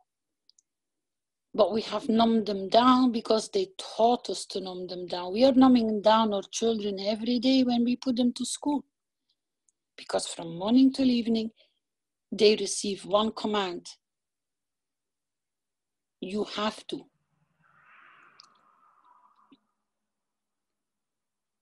But we can keep them in a framework that they can start becoming and setting themselves free from those certain frameworks, not to walk or talk to please.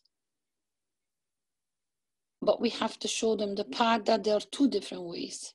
And that sets them free, because you cannot force them. You got to give them the offer with the understanding, if they choose that path or that path, what will appear on that path. And let them do the exercises themselves. That's the fastest way to set them free. I think we can work it out in a wish. Maybe later on today we'll give some inspiration for people to work on a wish. Because all our wishes are coming true. But we're going to come back to that later on today. So anybody else wants to share? Can I add one thing, Caroline? Yes, why not? Okay, I will say a story. This is one doctor, he speak about it. It's contained both of them, lying and wish.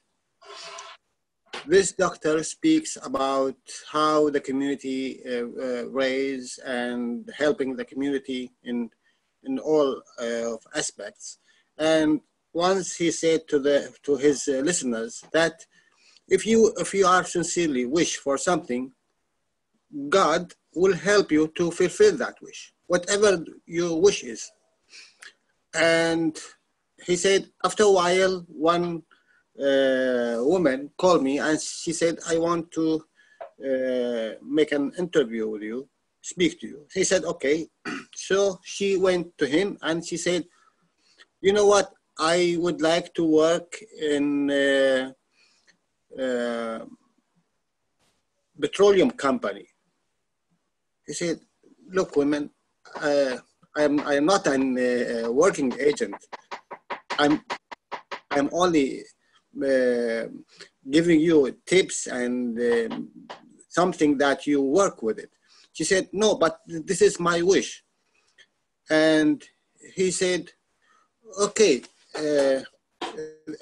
this is your wish, you will have it.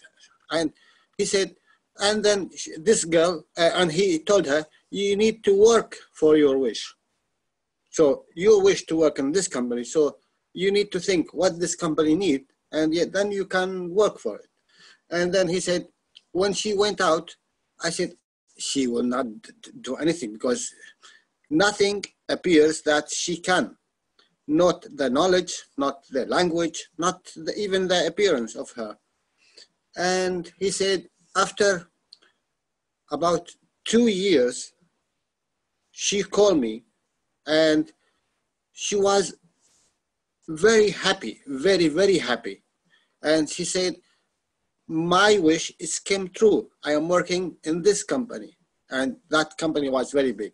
And he said, can you come to me and tell me the story? She said, okay. When she came, she told him that when I went out of you, and I said, okay, I want to work in this company. So what can I do? How can I progress myself? So she started to educate herself in the field that she wants to work in. And she started to learn English language because all these companies need someone to speak English. And this is in Arabic land. And she then she thought, okay, after she have a very good degree in that field, And then she said, okay, this company wants someone who can drive, driving license. So she applied for the license, and she is taking some theories and something practically to drive, and she's learning. And in that time, her friend, she have a sister, and this sister have a car. She is wealthy, a little bit wealthy, and she start to hang up with this girl. And this girl, she said, okay, I can help you to learn how to drive. And one time, two times, three times, and then she said, okay, now you can drive in the street.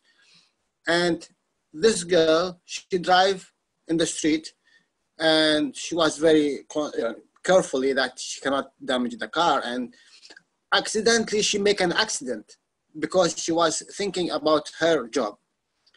And then who was driving? That was the girl. And the owner of the car, she is in the by seat. And she said, okay, come, quick, we change the seats. And apparently that man who was in the front, he was watching in the mirror. And they changed the seats. And the girl who is driving now, she came out, and she was yelling and shouting and was very angry. How you do that? How you brakes like this? And you damage my car, and nobody do that. And he did not talk, only listening. And then that girl, she said, look, sir, let me tell you the truth. I was driving. I am very, very sorry. It was my fault. And I am a very good driver, but in that time I was thinking about the job, what I am thinking about, and I am very sorry. And this girl said, no, why you say that? No, it is the truth. So whatever happened, I will be very glad that I will pay you the repairing after I take this job. And he said, okay, look, I saw everything, but because you are very truthful and you didn't lie, so it is no problem. I will repair the two cars, even your car, and nothing happened. And this is my car. Bring your car to this address and we will fix everything. And the beauty in that this man, he was the manager of this big company. And so she got her job in that company. And this is, he's saying, this is very, very a big company. I think she do not have any chance to work in that company. And she was very unique because she wished it and she worked for her wish to fulfill. And she was truthful. She didn't lie. So this is how lying, and this is how man can speak the truth. Thank you.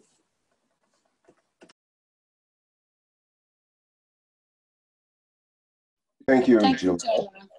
Jala. Miarik simultaneously.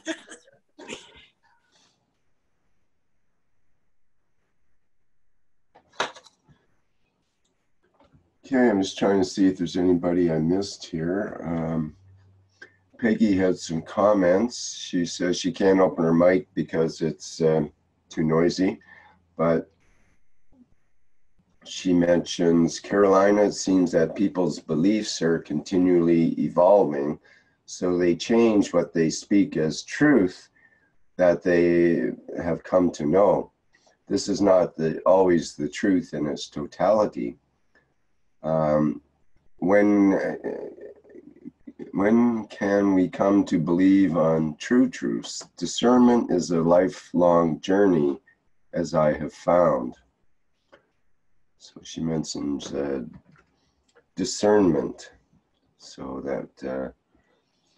that's kind of a key word there, how to discern what is true. Rick, if I may add something to this, isn't there a say, and we have many, many says that says the truth shall the truth shall set you free.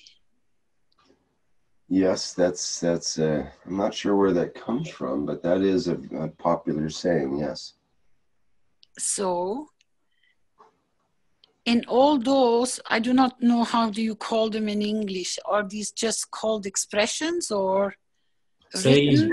Sayings, yes. Thank you, Shandor. I think that was that voice from the deep. If you go to just 1 second, Sander. If you go through all the old saying we say, the saying, the truth sits hidden within the core of it. And the funny thing is, we use them, we tell them, but the problem is, how do we apply them? And it shows itself time after time after time, again and again, that when you use the phrase like this one, the truth shall set you free, it works. But how come that we are trying to divert from all these truths? And there are many, many, many. And if maybe knowledge seekers would be so kind, as we're going to open up the commandments one after another, to start looking for those kind of truths or those kind of saying, and to bring them forward, because maybe, Rick, we should write those down, because they are already existing for such a long time. We use them and they're written down, and now they're coming to the light how to apply them. What do you think, Rick?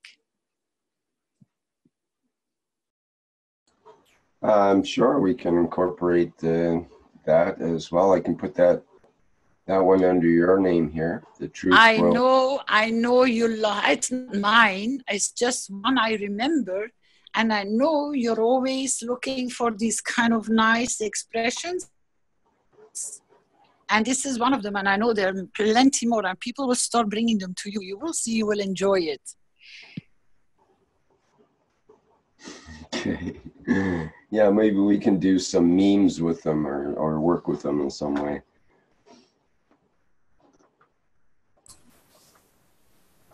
We have a Hungarian saying, sorry for interfering.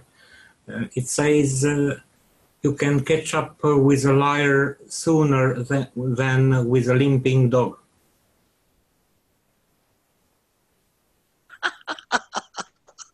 That's a good one. There we go. So how many more people have those kind of really beautiful expressions? Thank you. Or easier to catch a liar than a lame dog. It sounds better.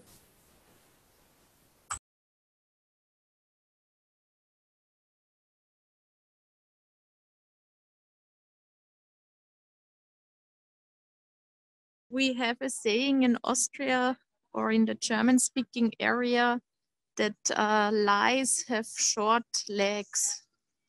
Lügen haben kurze Beine. Lies have short legs.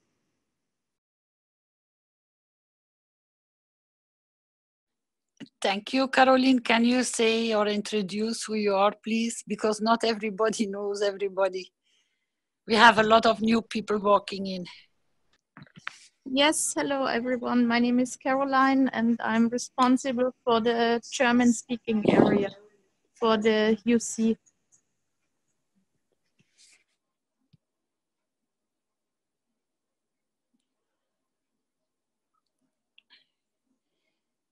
Come on, people, you must have get them. These come from your grandparents and your great-grandparents.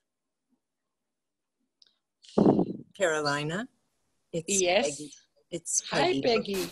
Before the dogs on one side start or the landscapers on the other start up again, one old one is what a tangled web we weave when we first start to deceive.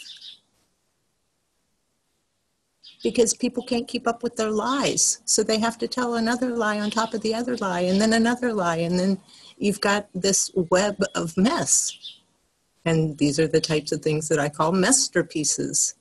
You know, they're just a ball of netting that they've, you know, again, the old saying, when we first start, wait, I wrote it down because it came to me so clear, as if my grandmother was saying it. What a tangled web we weave when we first start to deceive. It makes so much sense to me. Thank you. Love everyone. And I do. That is the truth.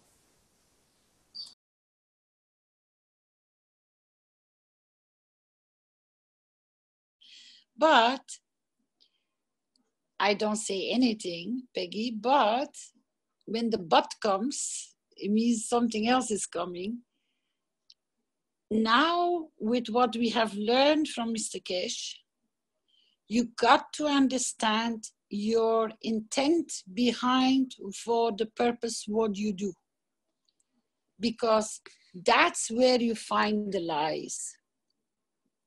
That's where you find what is the truth, as we would like to call it, or correct. Because some people do some things, but they never tell you. They come very nicely over. They're very kind, they're very friendly.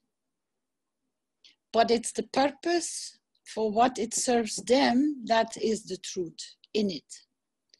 And this is where we can go and open up ourselves why we do or say or go or behave, the real truth behind it. Because that's the disguise of the lie. And this is a learning process. And this is something that Pete from Universal Council member Polish language joined in one of the teachings, and he said, it is like you start walking next to your own body and you observe every move you do, every thought you pass, and then look what is your real direction of what you're about to do. And this is what we have never stood still with. What do we want out of it? Because that's where the truth sits. And if we are straightforward towards ourselves first, then we can correct our behavior to anything or everything. Because it never has anything to do with nobody else, this commandment. It has always, in the first place, to do with yourself. And to go on that journey is a very strange journey. But you also have to remember what Mr. Keshe said in the commandments. That was, you don't need to forgive yourself and you don't need to ask for forgiveness. Because you simply were not aware, because you never looked at what the reality was before you did something that then turns up to be an untruth or a lie. So the most important thing is, where do you departure from yourself towards everything and everything? Why is it there in the first place? Because the mirror image you're creating, because of that, is reflecting where you are short of. What you have not understood. Not and nobody else. It's you who have to question what, why, and how.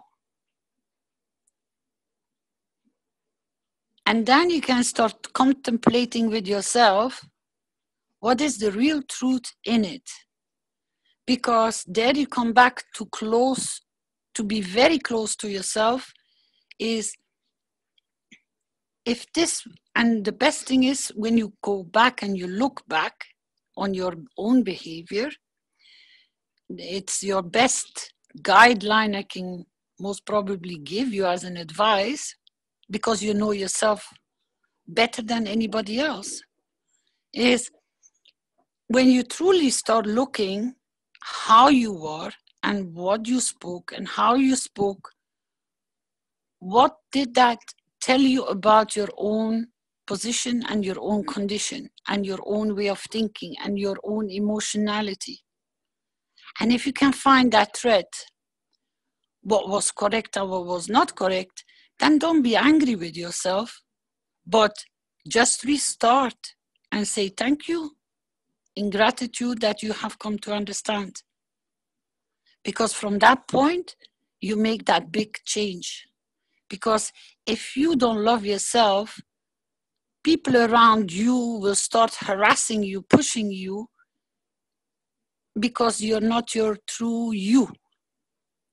And they're trying to poke you to show your real truth. And the best way you can find out, without having a set mindset, but to open it up the right way, if I can give you an example, is when a child gets bullied in the school, if you start analyzing the child who gets bullied, you will find the answer with the child who gets bullied and not with the one who is bullying, because he has a different problem. So they are mirroring towards each other a behavior pattern which is missing within themselves. Because if the boy who gets bullied changes, then the bully will also change, and you change the whole pattern. So the most important thing is, thou shalt not lie, is only in regards towards yourself, to start analyzing, because you create on your path, you attract what you need to learn from. They're all gifts. These are the signals on your path. It's just we lost completely how to interpret them, or simply ignore them or lie to them because of the way we have been raised or been taught or been coming down the lines to do it this way. Freedom, as we said, de waarheid zal u vrij maken. The truth shall set you free, means you don't need no longer to carry the burden from yourself for yourself. You become lighter because you shed that kind of burden away, so it will not appear again for you to face it again in a mirror somewhere for you to understand what is going on within yourself.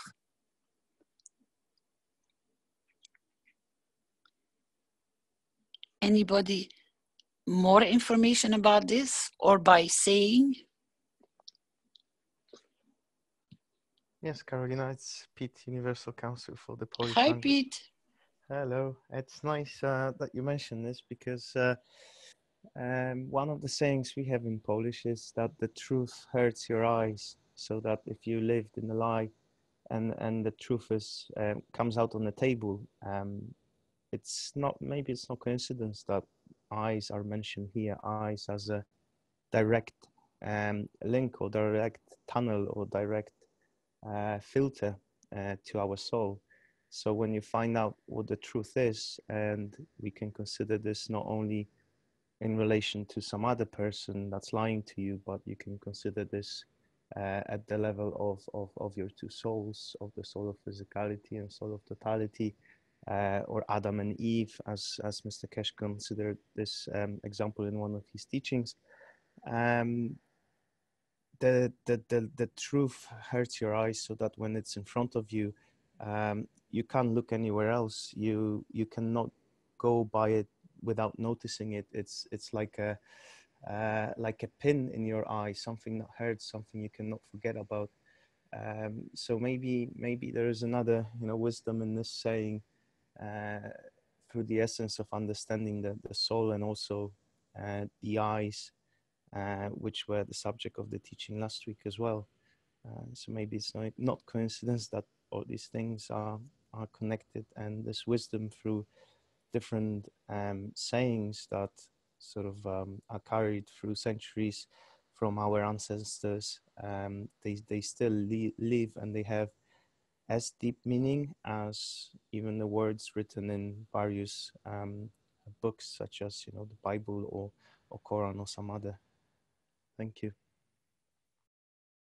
That remind me, Pete, of the other saying that mothers and fathers use to get the truth out of kids, which is, look me directly in the eyes and tell me the truth, right? It's funny that you mentioned this, because when I was little, I could never lie into somebody's eyes. If there was a light coming, my eyes would go in a different direction, not towards the person I'm talking to. So I think we as children, I guess this isn't unique. I guess many of us at sort of a very young age, before we realize, the advantages of lying and everything else, we learn all the bad habits of the people that are around us. We impose all these filters onto ourselves. When we are kids, this is one thing we have difficulties with, looking into somebody's eye and lying, because what the physicality says would not be compatible with the truth, with what the soul of totality, soul of the man, the one in our head, where the eyes are the direct sort of link or communication line to it, cannot allow for this. So there is a mismatch between what one accepts and what the other does.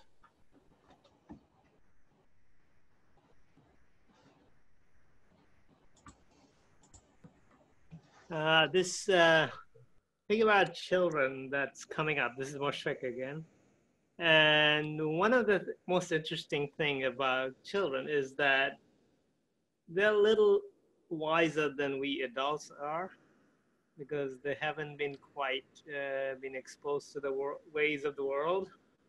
And in seeing the effect of truth or making one's adjustment, they are actually a good source of indications in the way they sit, in the way, as Pete was saying, the way they move their eyes. And we think that we parents or elders are teaching them. But I think, as the saying goes in my part of the world, we live in this world upside down. I think the children in many cases are teaching us more than we care to give credit to them, because they are much fresher and more attuned to their own inner being or soul or higher strength fields. And as Carolina was mentioning, they can see through things much quicker than we think. So they are the wise one among us, in the sense that we can learn from how they interact when we deviate from this true inner sense. They are, in a sense, our part of our inner sense, because they're much more loving. So they're much more connected for that reason. And so we don't tend to give them as much credit as a source of wisdom. But even like a newborn baby in a house, I remember a story. I went to visit a relative of mine, and some of the elders, my parents, and a few others were with me, and they were, for lack of better expression, it was a posturing going on. Let's call it that. Now, there was a newborn baby in that house. So as soon as the baby came in, the whole thing was diffused. So everybody was trying to convey their own version of the truth or whatever in a sort of showy manner, or lying, in other words. But the newborn baby, as soon as the baby arrived, attention shifted and everybody became very natural. And I was sitting in one corner, and it was very noticeable. And everybody changed. Everybody's expression changed. Everybody's way of talking changed, and people were normal, talking to the baby, oohing and ahhing, and other things. So that little baby, a few months old, was showing us, guys, you better tell the truth. And this was so refreshing. And I was telling later on to a few of my close relatives to whom I could talk about these things. But sometimes, just bringing a little kid in a situation where there is a bit of lying going on is enough to alter the situation. And so children, in many cases, are the indicator or the source to look to get some guidance when our inner guidance is faltering a bit. So anyway, I thought that was an interesting point to bring up, since we were thinking about teaching children, but we should pay them respect and consider them as our teacher as well. Thank you. Thanks, Mosfek. And if I may continue, Rick, sorry. Yeah, I was just going to say it's a good point, Mosfek. Yes. Go ahead. It's a very good point that got me inspired a little, especially that whenever we talk about these commandments, we mentioned, or it was said in the past, that we should be considering these from not only from the point of our physicality, but mainly for the understanding of our own soul. How does it apply to our soul? And there are a couple more sayings which are just interesting, because I Googled for them, sayings including the word truth, and I can't believe what I found, because one of them is, the truth is as bright as the sun. And now that we talked about even last week's teaching, eyes being the connection to our soul, and what I said a couple of minutes ago, we clearly see how this is true, or how this applies to the plasma science, that the truth is as bright as our sun, because we often said that the soul of the man is equal to peace, is in perfect balance in every respect.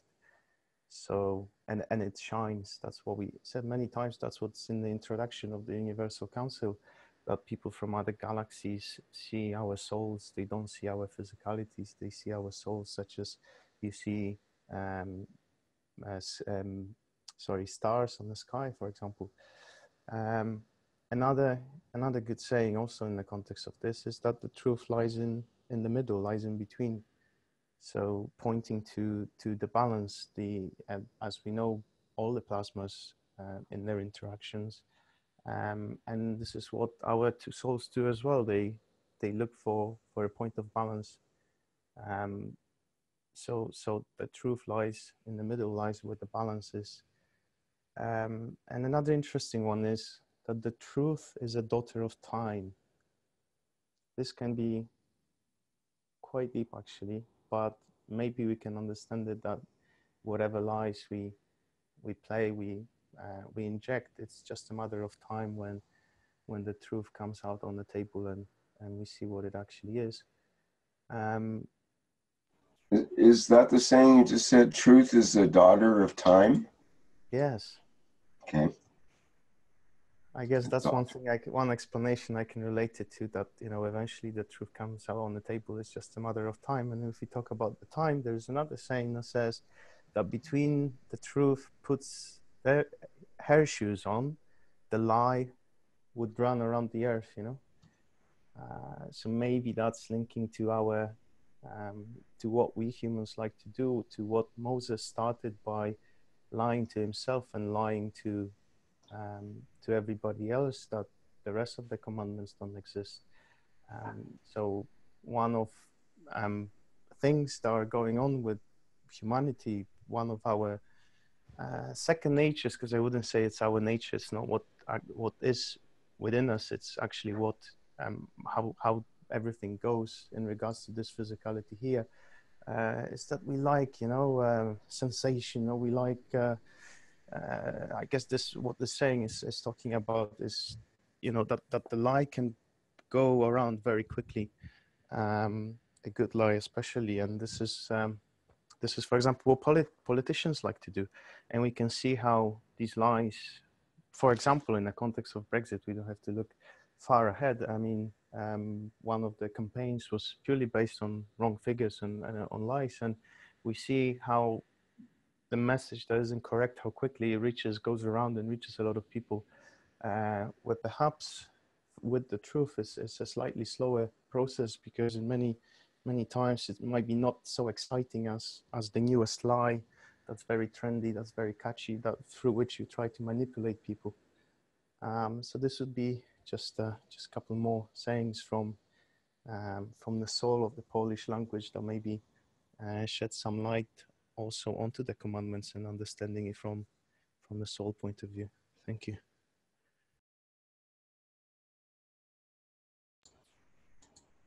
Okay, very good. I put another one in that came to mind in the last couple of conversations, which is the saying, truth.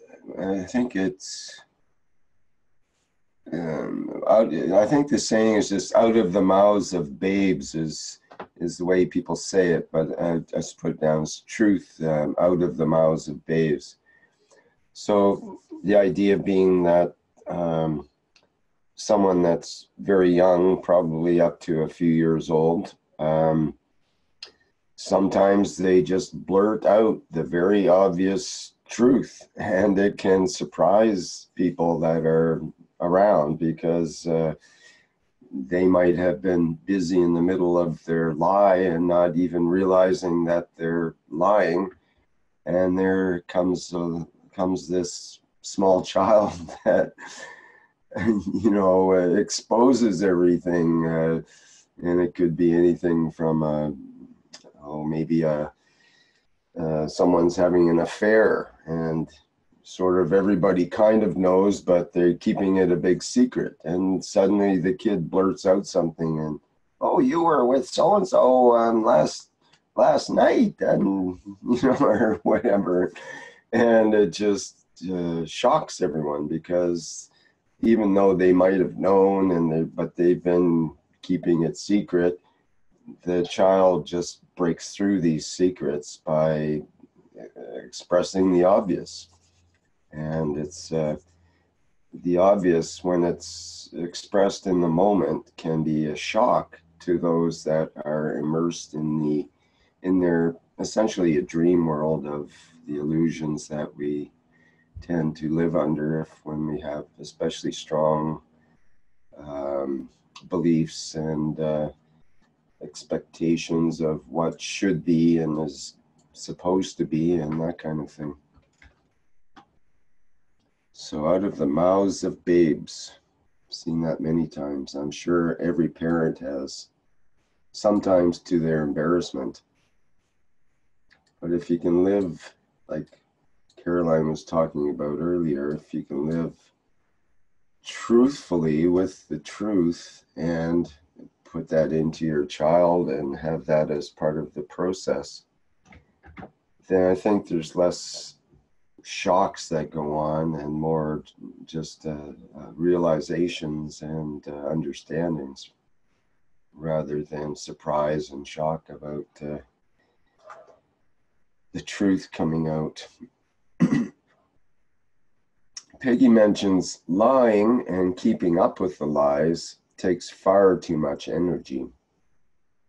I think that's a really good point, actually, because it takes energy to maintain the illusion or the lies that we live under.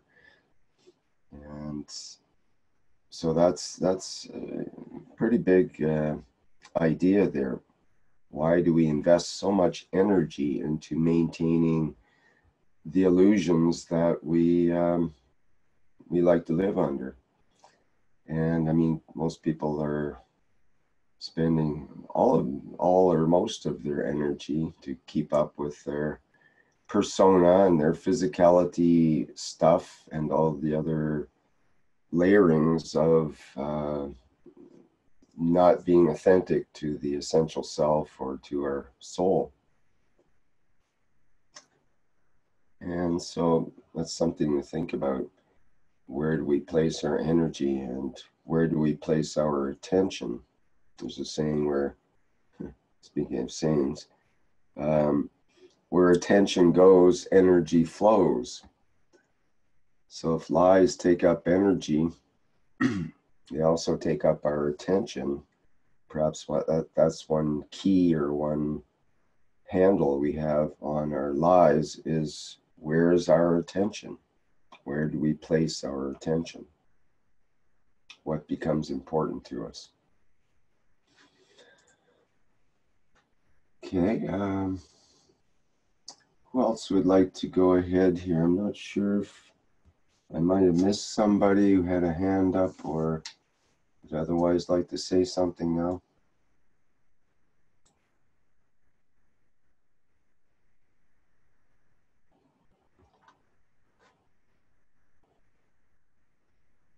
See, we've got UC Italian. Maybe you could say something.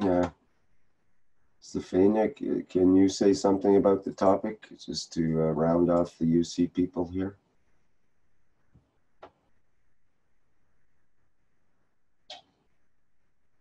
You might not be able to right now, so let that go.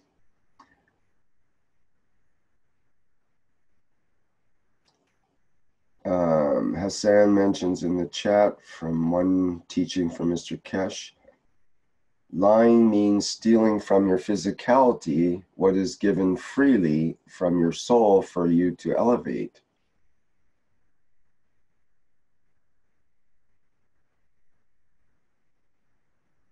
Okay.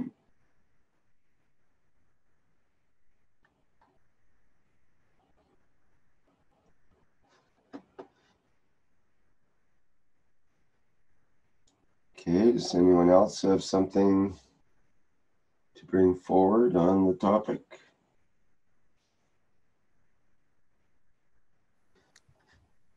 I would probably, hi, it's Pete again. I would probably like to link this to the previous session that we had last week, where we were talking about having these food towers or replication setup of star formation, kind of a food tower in a larger scale placed in our home. That these are, especially talking about not lying, being honest with yourself, but being honest, have the honesty not to lie to yourself. And with these food towers that we were asking to implement, all the knowledge seekers to implement on a larger scale and to ask their neighbors and friends to have them in their homes as well. This is what we are replicating outside, what we are feeding others around with what we have inside. So peace inside means peace outside. The way, the sort of the basic understanding in my eyes of this commandment is it's not relating to others, it's relating to ourselves. And if we can keep this ethos, this ethics within us, then this is what we're going to create around us.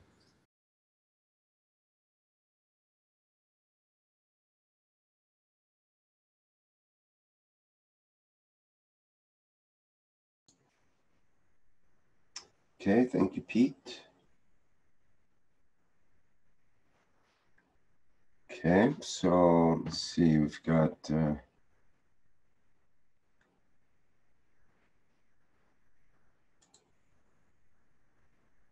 Joseph mentions to lie has to be learned. The truth is learned all the time.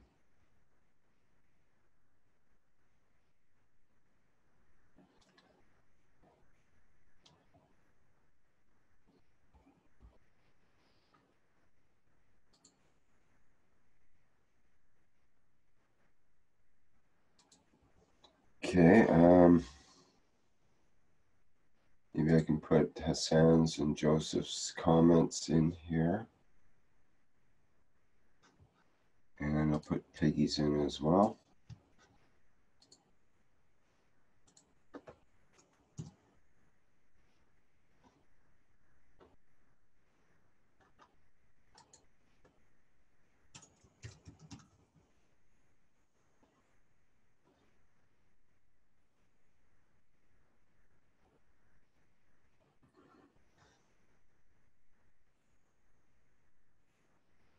Anybody else? Okay, we have a hand up here. Mario. Okay, let's hear from Mario. Let me promote you to panelist there, Mario. If you want to go ahead as soon as you come in there.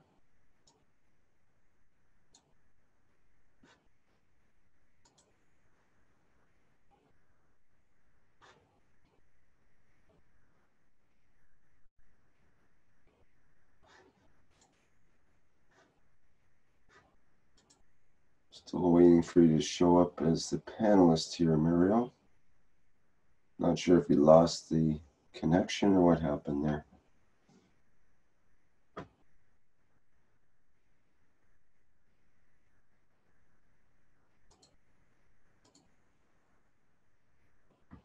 I see Mr. Keshe is here as well. Perhaps he would like to say something on the topic. Can we invite you into the conversation, Mr. Keshe? Are you here as an observer today? I'm here as an observer today. I don't know what you're talking about. I just arrived. Just arrived on this planet, eh? Well, on this planet, one of the things that happens is that humans are known for lying. So that's our topic for today, is the 11th commandment, thou shalt not lie. And we're looking at the different aspects of that and writing down some of the sayings that people have and some of the ideas that people have and so on regarding lying, and most of it has... You see, there is something about lying. If you have not said anything, doesn't mean you have lied. If you have not said, you've done something and to you is correct, and what you've done to you is understanding why you do it, but nobody asked you anything about it, but they assume and they presume whatever, is not lying. There's a big understanding about this, and that is a lot of people assume that if it's not said, it's a lie. If you're not asked, it's not a lie. As I said in other teachings before, in Islam, we have a white lie and a black lie. And sometimes they say it's a gray lie. But if you are asked and you said what is not the truth, then it becomes a lie. But if you're not asked and you have not mentioned or not said, it's not a lie. But if you're asked and you said opposite to what it should be, then it becomes a lie. If you eat an apple and nobody ever asked you, have you eaten the apple? It's not a lie because you haven't said yes or no. But if you ask, have you eaten the apple, then you are, and you said no, it is a lie. And it's a very clear line with it. Sometimes people have a reason to lie to protect. And this is part of the process of an I shall not lie to. You can't lie to yourself to start with. And when you make a decision to do something and what you do is out of what you understand and is a correct conduct, it's not a lie.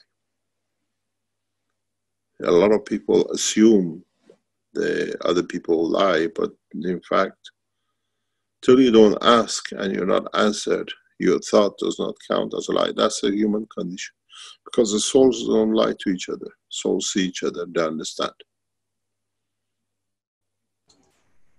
We were talking about children, Mr. Keshe, like the saying out of the mouths of babes, or that children can't be lied to. They can see through the adults' lies often.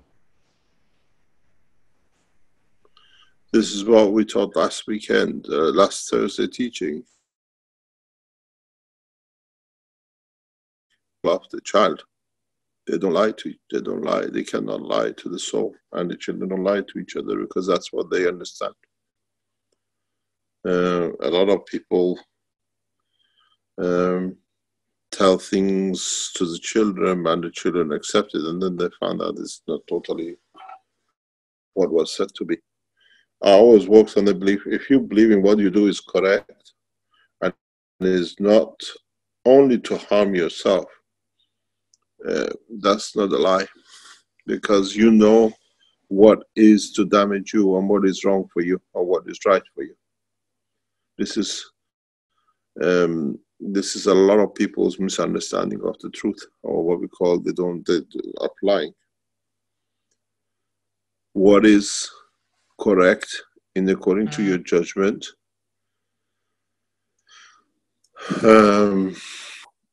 is, and you don't go out of your way to do anything which is what do you call it, to harm your soul. That's not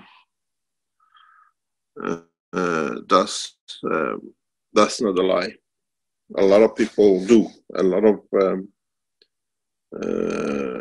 of people lie to do things for themselves. But if you haven't mentioned anything and you live your life according to what you expect to be the correct conduct, it does not become a lie. I've heard many people say, "Oh, you didn't tell me, so you lied." Once you haven't said, it doesn't consider to be a lie.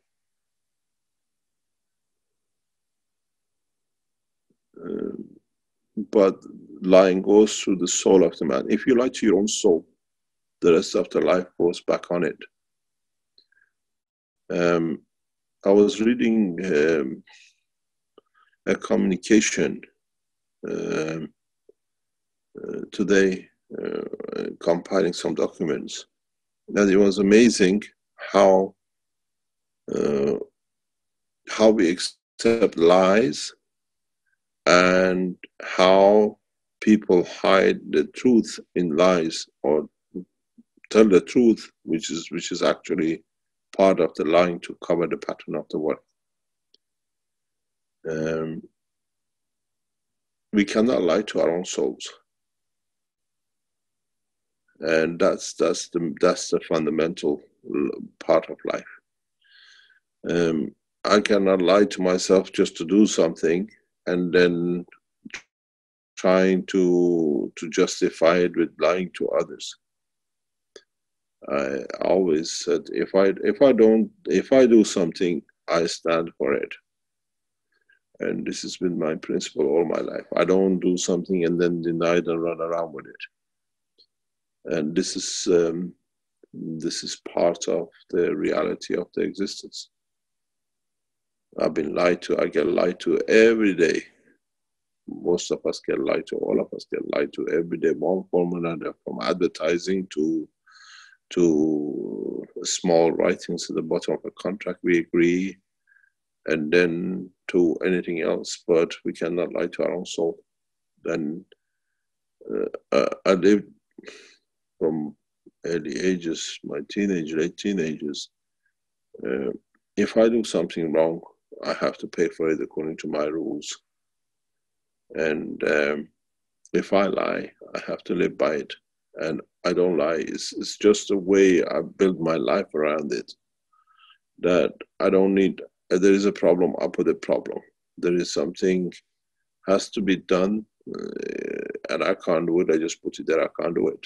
And it's even people around the foundation I explain there is a problem, it's a problem. I don't say it'll be done tomorrow, next week, but if I say it's going to be done tomorrow, it's going to be done tomorrow. Unless there is something obstructing it. And this has been the key even to running of the foundation. We run into problem. Everybody knows it's a problem. It's not need to be talked to, because then I don't need to tell lies, and the minute it's there for comfort of everybody, everybody goes with it. And most of the foundation people run the foundation work this way, understand this way, because we don't need to tell a lie. We run into problem. It's a problem there on the table where everybody is in the same boat. And it's not this, I'll do this today, do that tomorrow. But if it's a problem for somebody in between, we solve it, we try to find a way around it to solve it. And I base the foundation work that way. But I get lied to every day by everybody else around, everything else from everything I can imagine. First thing is, we don't lie. If we lie to ourselves, we start lying to the others. And we have to be correct in our conduct to ourselves and nobody else. We get cheated on. We look at it, how we've been cheated and what this affects us, and how we find peace with that we don't need to lie about it. We make decision on the lies we've been told, and so the decision we made to live doesn't become a lie, because it's already is built on the lie which you have received, and you don't know it's a lie till you get to it and you find out it's a lie. This is the strangest thing with it. And all the, what you call, testimonial, and all the, what do you call the 24 commandments, all are based on this. Thou shalt not lie to his own soul, because the soul doesn't lie to itself. So why should the physicality does? Something bothers me, I say it straight away. I don't go around with saying English pussyfooting and lying about it. Then I ask, and if I've been lied to, I make a decision on that lie. And then later on, when it comes up, they blame you. You did this because I did this because of the lie I've been told. So I live by this principle, and I haven't moved from it from when I realized what it is actually, because in certain cultures, lying is part of the living. You cannot live out of it. Islam is designed to lie to each other as much as you can. And they made rules for it in different ways. And Christianity is another part of it is based on Jews, God knows the rest. And because it's connected to the matter life, there is no balance.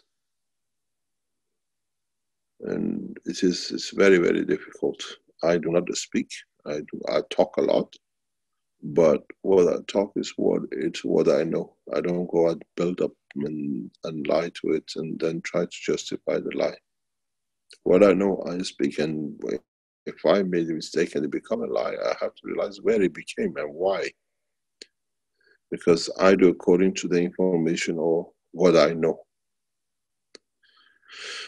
And at the end of it, if we don't lie to our souls, we don't need to lie to nobody. I do something wrong. I said, okay, I do something wrong because is to justify or to correct something, then I don't need to lie about it. If I don't say anything about it, it's not a lie. But don't lie to your soul.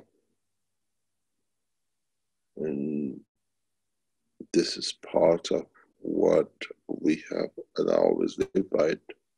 I don't talk. When I don't talk, I don't need to lie. And if I do something, as we don't speak about it, it's not a lie, because you have to ask, why have you done this where you're in this position? And every day, all of us, we are faced by it.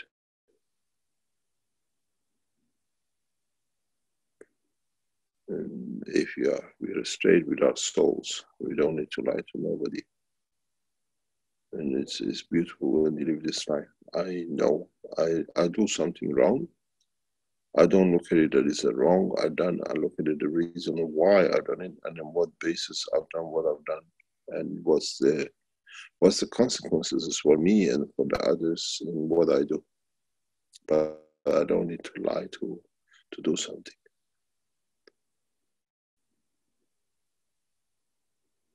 The whole lying sits on top of the whole structure of the whole, what Moses did not bring, and he followed the rest of it. And I made one thing my pattern of my life. I don't need to lie. I tell what I feel, and what I feel, if it was good or bad to somebody, that's their problem. If I do something is good or bad to them, I made a decision according to the information I have, and I don't need to lie about it. If I take an apple, I said I took an apple. But when you ask somebody to take apple, they say no. The apple was there. I don't know who took it. That was me. And this is one way I've never lived. I've seen a lot of people lying left, right, and center. One day they want you to believe it, so we believe it. But that's their problem with their soul. I close my eyes with no pain, and I open my eyes with no pain, and this is how I lived for years. But I live a lot of pain of the others who bring to me, and I have to accept. I get lied to, you get lied to, every one of us get lied to from the minute we open our eyes. The first things we listen to on the radio and television is just lies to justify to do others. Mr. Keshe, you mentioned the eyes several times there, and Pete was mentioning earlier some sayings about the eyes. For example, the truth hurts your eyes, or the truth is as bright as the sun. And we were kind of wondering a bit about this relationship between the eyes and the truth, and the eyes being the other saying is the eyes are the window of the soul, and so on. So what is that relationship between the eyes, the soul, and the truth that seems to keep popping up? You see, I as me, I as sight. There are two different things. I as sight, we call it, is what we see through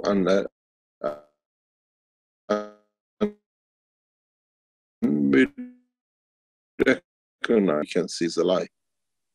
You look at the child, I say, have you done something wrong? The first thing is the face moves to the side, because the eye can see. We are not observers. As we see through the soul. And when somebody takes the eye away from you, they take the soul away, that you can't see the truth. You can't see the truth. And the I as a person is me. This is the way I live. There's this old philosophy. Where does the soul of the blind man go? How does his soul operate? Or does it crosses the barrier of the eyeball and it goes through the thinner of the what they call it, the eyelashes? Do the blind people don't have a soul, or they don't see through their soul? This is what we have to consider. We don't look at the physicality. But a lot of people, when they lie, you see them. They find a way around it, and you see the first thing in their eyes. It walks away from you. But I, as me, as a person, that's a different thing.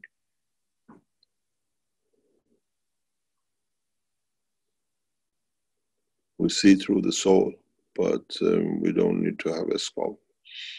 I always remember I was talking about this very recently to somebody. I met a woman some time ago. She had no brain. They took most of her brain away. They had no skull. All they had to do was they pulled the skin over the head. And with the pulling of the skin, she had a top hair. And I always said, if they would have gone a little bit lower in cutting the tumors and the brain out, they would have taken the soul out. And she would have died. But the way the doctors cut the brain out to get the tumor out, most of it, she was paralyzed in hand, paralyzed in foot. She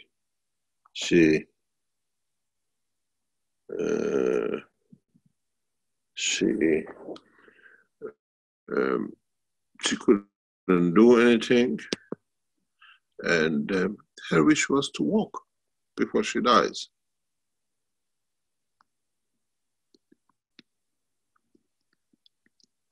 And her wish was to walk, take one step before she passes away.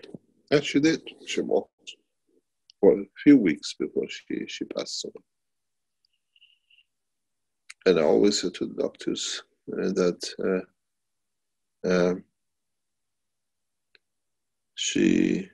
her dream was to walk, even though there was no brain, no physicality. In real life, when they take the operating part of your brain out, which is controlling your movement, physicality, you should not be able to walk. But through the new technology, we managed to do it. And with the video recording of her, she had no memory of walking. We had to record it and play it back to her. That through her eyes, she could see her physicality actually moved out of the bed and actually walks. So what do we see through the eye? Or do we see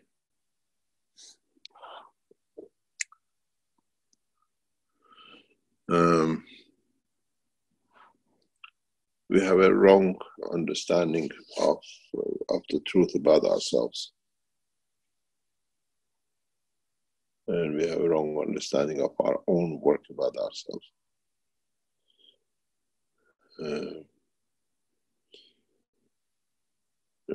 I have a tendency to talk about what I do, and I'm not afraid of doing it, because once you're afraid of doing what you do, then you already lied to yourself because you had to do it.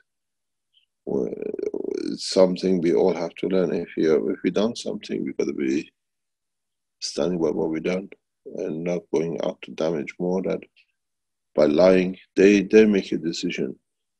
There is something very important, and the people who around me know about this. I have a very maybe philosophical, maybe old-fashioned way of looking at it, but this again goes to lying and how it affects people. Then you understand in a bigger scale what lying is when you say about the soul through the eye, and it goes through the emotion. One of the biggest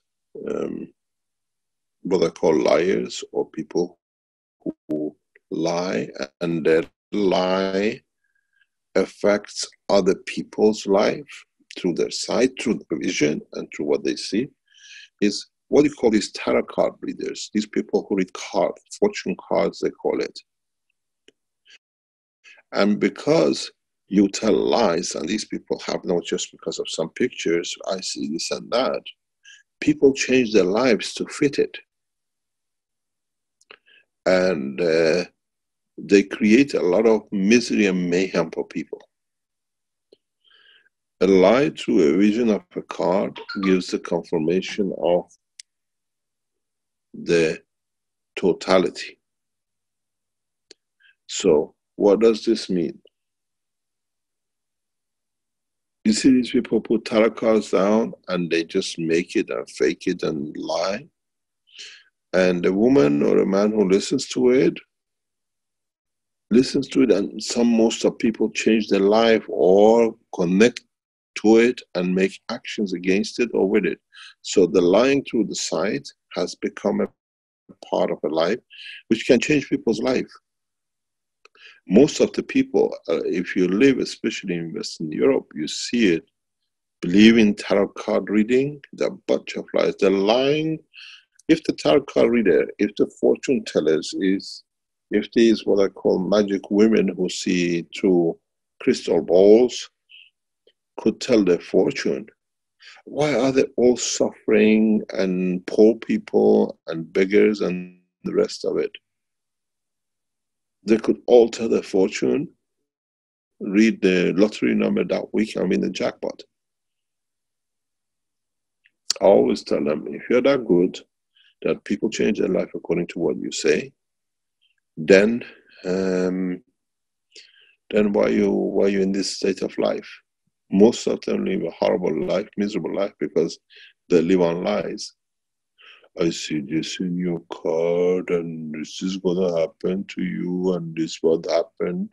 You're gonna go on a trip, and you're gonna do this, and people make it and change it. A lot of people live by it. Every day have to listen to it. They go. So where does it go? It is a pattern of people.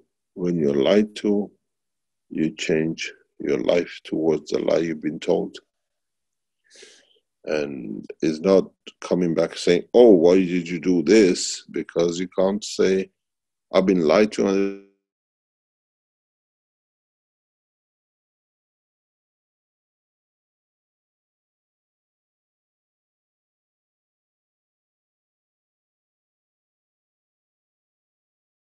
Hello, Mr. Keshe. I think we lost the connection there.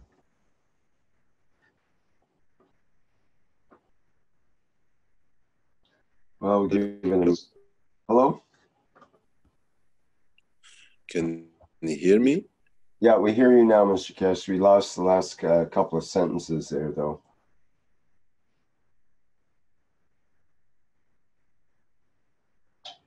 Can't hear you right now. Oops, I think you had to drop there.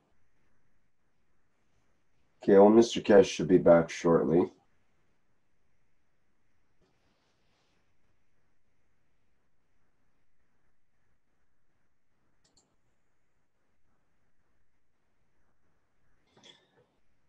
And let's see here, just bear with us as we wait.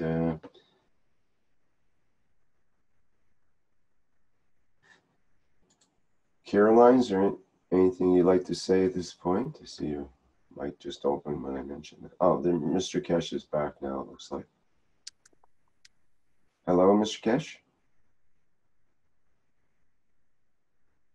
We're not hearing you yet. Oops, I think. Yes, I'm back. Oh, I have a very bad line. I might drop off. I just came to listen. I didn't come here to teach or to say anything. Well, sorry to draw you in like that, but we do like to hear your words.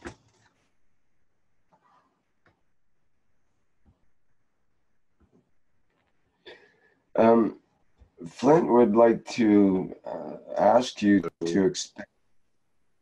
Hello? Yes? Maybe it's not a good time for us to... Hello. Hi, Mr. Keshe. Flint wanted you to expand more on the idea of white lies or gray lies. I think we're having a hard time with the connection here, though. Not hearing you right now, Mr. Keshe. I can hear you. Can you hear me? Yes, can hear you good now. Hello? Yes, go ahead. Hello? Yeah, sorry, I've got a very bad reception. Yeah, I heard about your white lie and a black lie and a gray lie.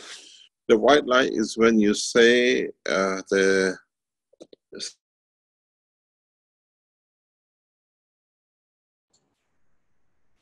very clear.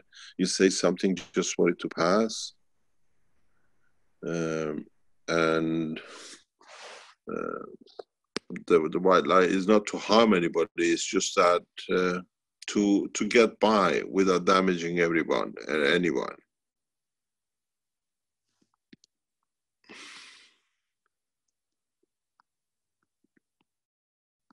And it's very, you know, it's just a child says, Papa, are we going to the park? You say, yes, but you know you're not going to the park because it's a lunchtime. But you say, oh, I meant to go to the park after the lunch.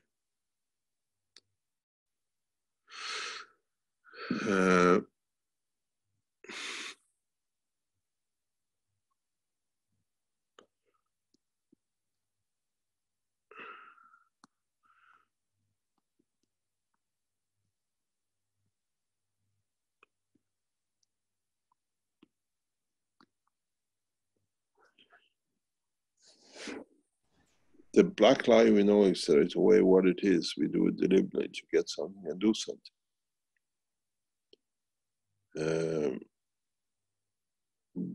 There is no black. Black, it means it creates damages.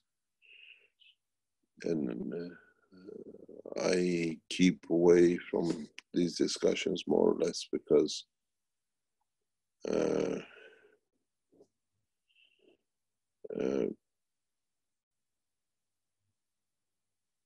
it needs to be understood what we do. The reason we do it could be a white lie to you, but it's a black lie to the others because they take your white what you said as a joke as reality and they act upon it. And then you say, I didn't mean that. I didn't want to do that, but you already act on it.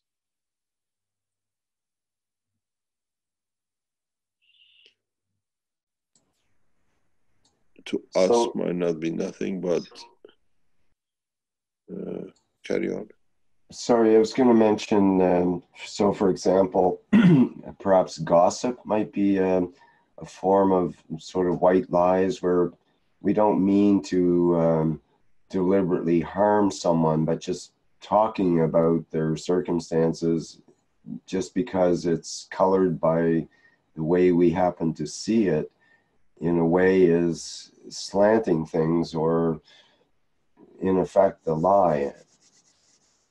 It's hard to objectively talk about someone else's circumstances and so on, and to relay that to someone else in a way that's also objective without imparting our own subjective feelings into it or some other, you know, reaction that we tend to impose, or habits or our conditioning. You see, gossip is one way, but if you ask somebody and they tell you, I lied, and what do you do? Because in what you've been lied to, you take an action. And then they come back and tell you, why did you do this? Because you told me and I reacted to what you said. So does my action, or if I talk about what you said was a lie to me, becomes my problem? Or have I caused that to be? I call you, I tell you, where are you? And you say, I'm with my auntie. But in fact, you're not with your auntie, you're sitting in the cafe having a coffee. Me thinking you are with your auntie, I drive all the way home to see you with the auntie. And then the auntie says he's not here. And then you start all the commotions. Or I think you're with the auntie, you're going to be there whole day being with the auntie. I go and do something and come back, where have you been? I just went to see my auntie for 2 minutes, but I know auntie, it takes 2 hours to come back. So I did something else. Now it becomes my fault because you lied. And this happens quite in our lives, quite a lot. And how far can we take it? And then we gossip about it. Oh, he said to me, or we did something. I don't know. I do not know how bad one can lie, but I know when we lie, people take action on it. We call someone, where are you? I'm here. And they calculate they are there, so they must be there. And, you know, then you realize they're not there. And then when you ask the question, I lied. So what you lied has created a wave of actions. And some of it good, some of it bad. But then what is bad, what damages has caused? It's a matter of what we take from somebody with a lie. It's a matter of what we do with a lie. We take the trust away. And when the trust is gone, it's finished. In the relationship, when you lie, the relationship is over. Because any relationship, being in marriage or whatever, is based on accepting each other's what we say is agreed, is done, is a contract. And when you tell your partner, I lied, it's finished. The relationship is over.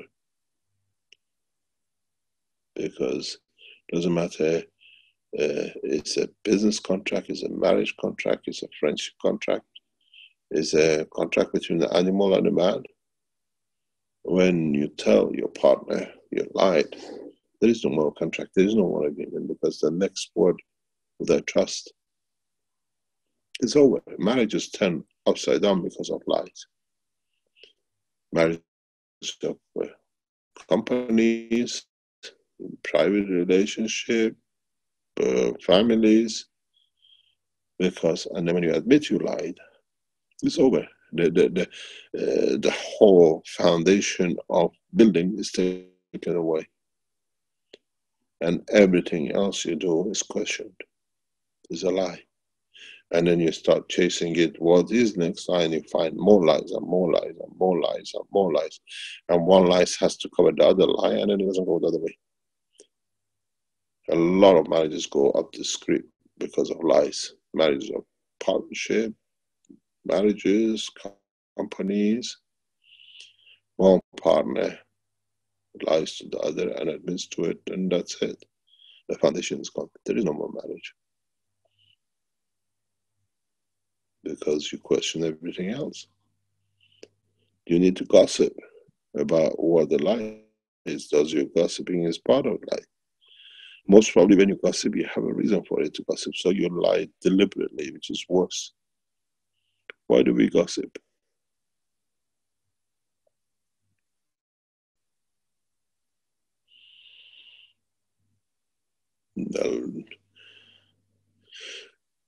We act upon what we've been told, and if it doesn't happen, we can tell others this is what we've been told, and it's there in black and white. I acted upon what I said. I didn't lie. It's what we have to be agreed to be done, but it hasn't happened. Then people understand, they tolerate. But when you go to your partner and say, I lied, and then you go and gossip about your partner, what you lied to, it's all the same.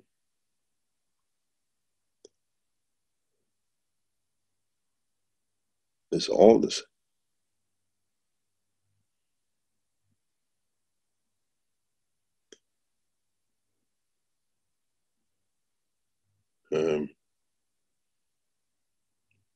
And they say, why did you do this? Why did you do that? Because what you lied has started a chain of reaction.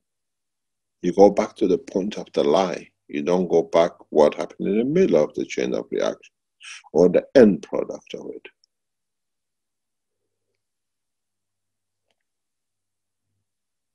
A lot of husbands and wives, a lot of women sit and just gossip. Gossip, we call it a gossip, huh? Just to chit chat. And then the other one says the gossip to the other one, and the other one tells the gossip to the other one, and the other one tells the gossip to the other one, and just builds up. And the lies build on top of each other. This is one of the biggest problems with humanity. And I said many, many times, I am ashamed to be in the body of the man. because it's nothing but torture and nothing but pain. And the sooner I leave this physical body, the peaceful I'll be in my soul. It's just getting to the point that you hear nothing. Everything is planned to lie. You open your eyes. Every television program you watch, every advertising you watch, everything you see on the billboards, everything is nothing but lies. Your partner lies to you and says, it's your fault you did this, but I did this because you lied to me. So what is my reaction? And why did you lie? Because you already planned something, and then it's my fault. And then they go back to go back to the beginning of what they started as a lie themselves. Doesn't suit you, just walk off, and doesn't suit me. You don't need to lie for other people to go and blame them for what you did. It's a consequence of lie which counts, not the lie itself. If you go outside, it's shining, and you say, oh, what a beautiful rainy day.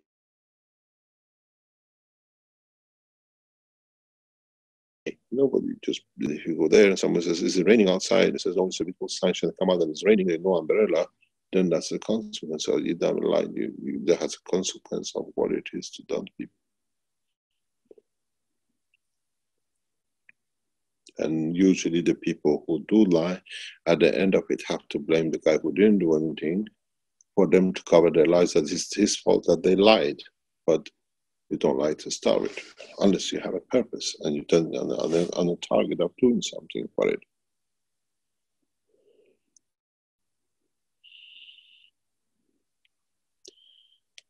This is a very, very dangerous life on this planet. Extremely dangerous. And people make consequences and decisions on the lies they've been told. I wish I was never accepted this mission because it's too harsh and too rough. And the sooner I leave this physicality, the more peace my soul will be. There's nothing but lies. And on the consequence of lies, you make a lot of decisions which affects the others. And it's all lies on top of each other. Shame to be in the body of the man.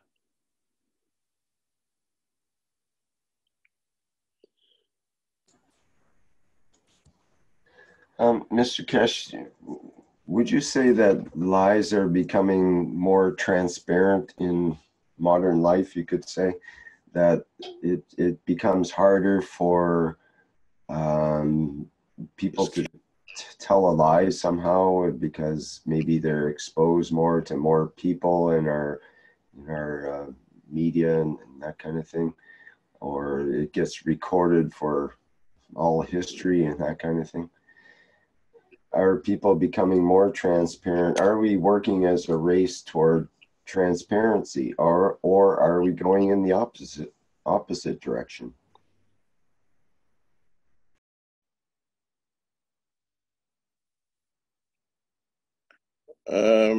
You see, I was witnessed into something very strange in past 7 days, and people don't have a memory. Nobody recalls.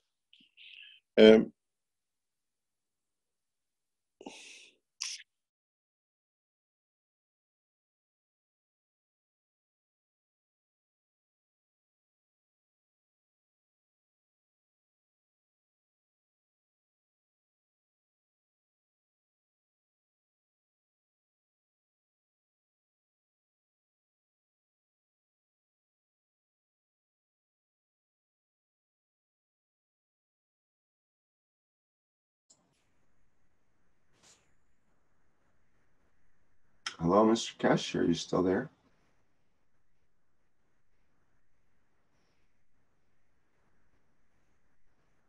Thought he was pausing, but I think we lost the connection there temporarily. Yes. Okay. Okay, bear with us. Do we have more to add to the list? Have people come up with more?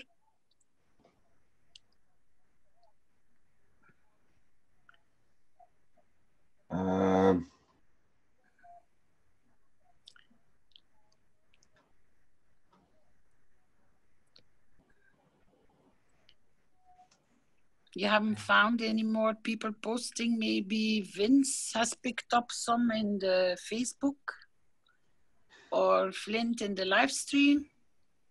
I do not know where you all exactly are sitting and working, but I know there is a team working to get this presentation in public, and it's beautiful.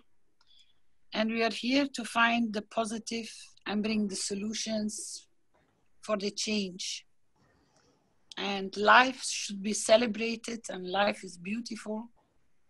And we are finding our way through all the knowledge, how to adjust all of us. And it sparks more and more people as the first person who came. And we have had a wonderful session today, Rick. Yes, indeed. It's great to have so many people come forward with their personal stories to emphasize the points that are brought up. And always being tied back to the soul, it seems like, one way or another. It has touched a lot of people, the commandments, and next week we're going to go to the second one, and we will open one by one, all the new ones or the latest ones first, and then we're going to go to the beginning and see how much more people, now you know a path where we're going to go in the direction, so people can be more prepared in what they can bring and what they can show. Thank you, Rick, for today. Thank you, Mr. Keshe, for your input. Thank for the team in the background. We have a lot of technical people helping, supporting this presentation. All the knowledge seekers, thank you. Council members and core team, thank you very much for this nice presentation today. See you next week. Okay, thank you everyone. And this has been the 50th One Nation, One Planet, One Race for World Peace for Tuesday, September 25th, 2018. Thank you once again, everybody, for attending and for participating. And we'll look forward to next week's session, where we'll look more at the commandment number 12. The man feeds his loved ones the same as with his enemies. Okay, I think Flint might have a video to go out with, and that's all for now. Hello. We are the Keshe Foundation. Our mission is to bring peace on earth and join humanity with the universal community. We wish and work to bring man as equal to all beings in the universe. By teaching plasma science and technology equally to everyone, no one is left out and no one is abused due to lack of knowledge. By donating to us, you can help achieve this goal. keshefoundation.org/donate.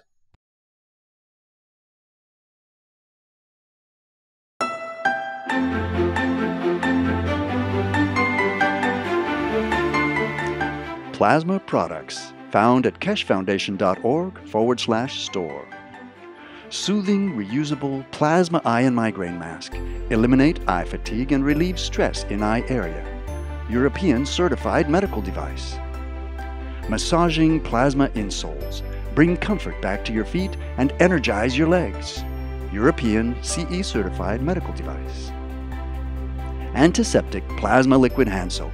Promotes well-being and relaxation with protective plasma formula. CE certified. One Soul Plasma T-shirt. GAN's formula within the symbols and stripes brings mind, soul, and body into balance. European certified. Pain Relief Pen. Emits a concentrated plasma field at point of pain, efficient up to 3 centimeters below the skin. CE certified. The Magrav's Energizer and Alkalizer raises pH and energizes water through magnetic and gravitational fields. CE certified medical device.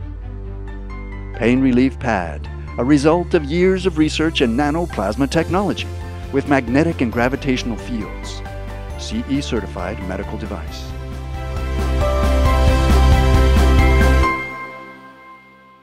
Visit the online store at keshefoundation.org/store or find a distributor near you. Tax and shipping not included.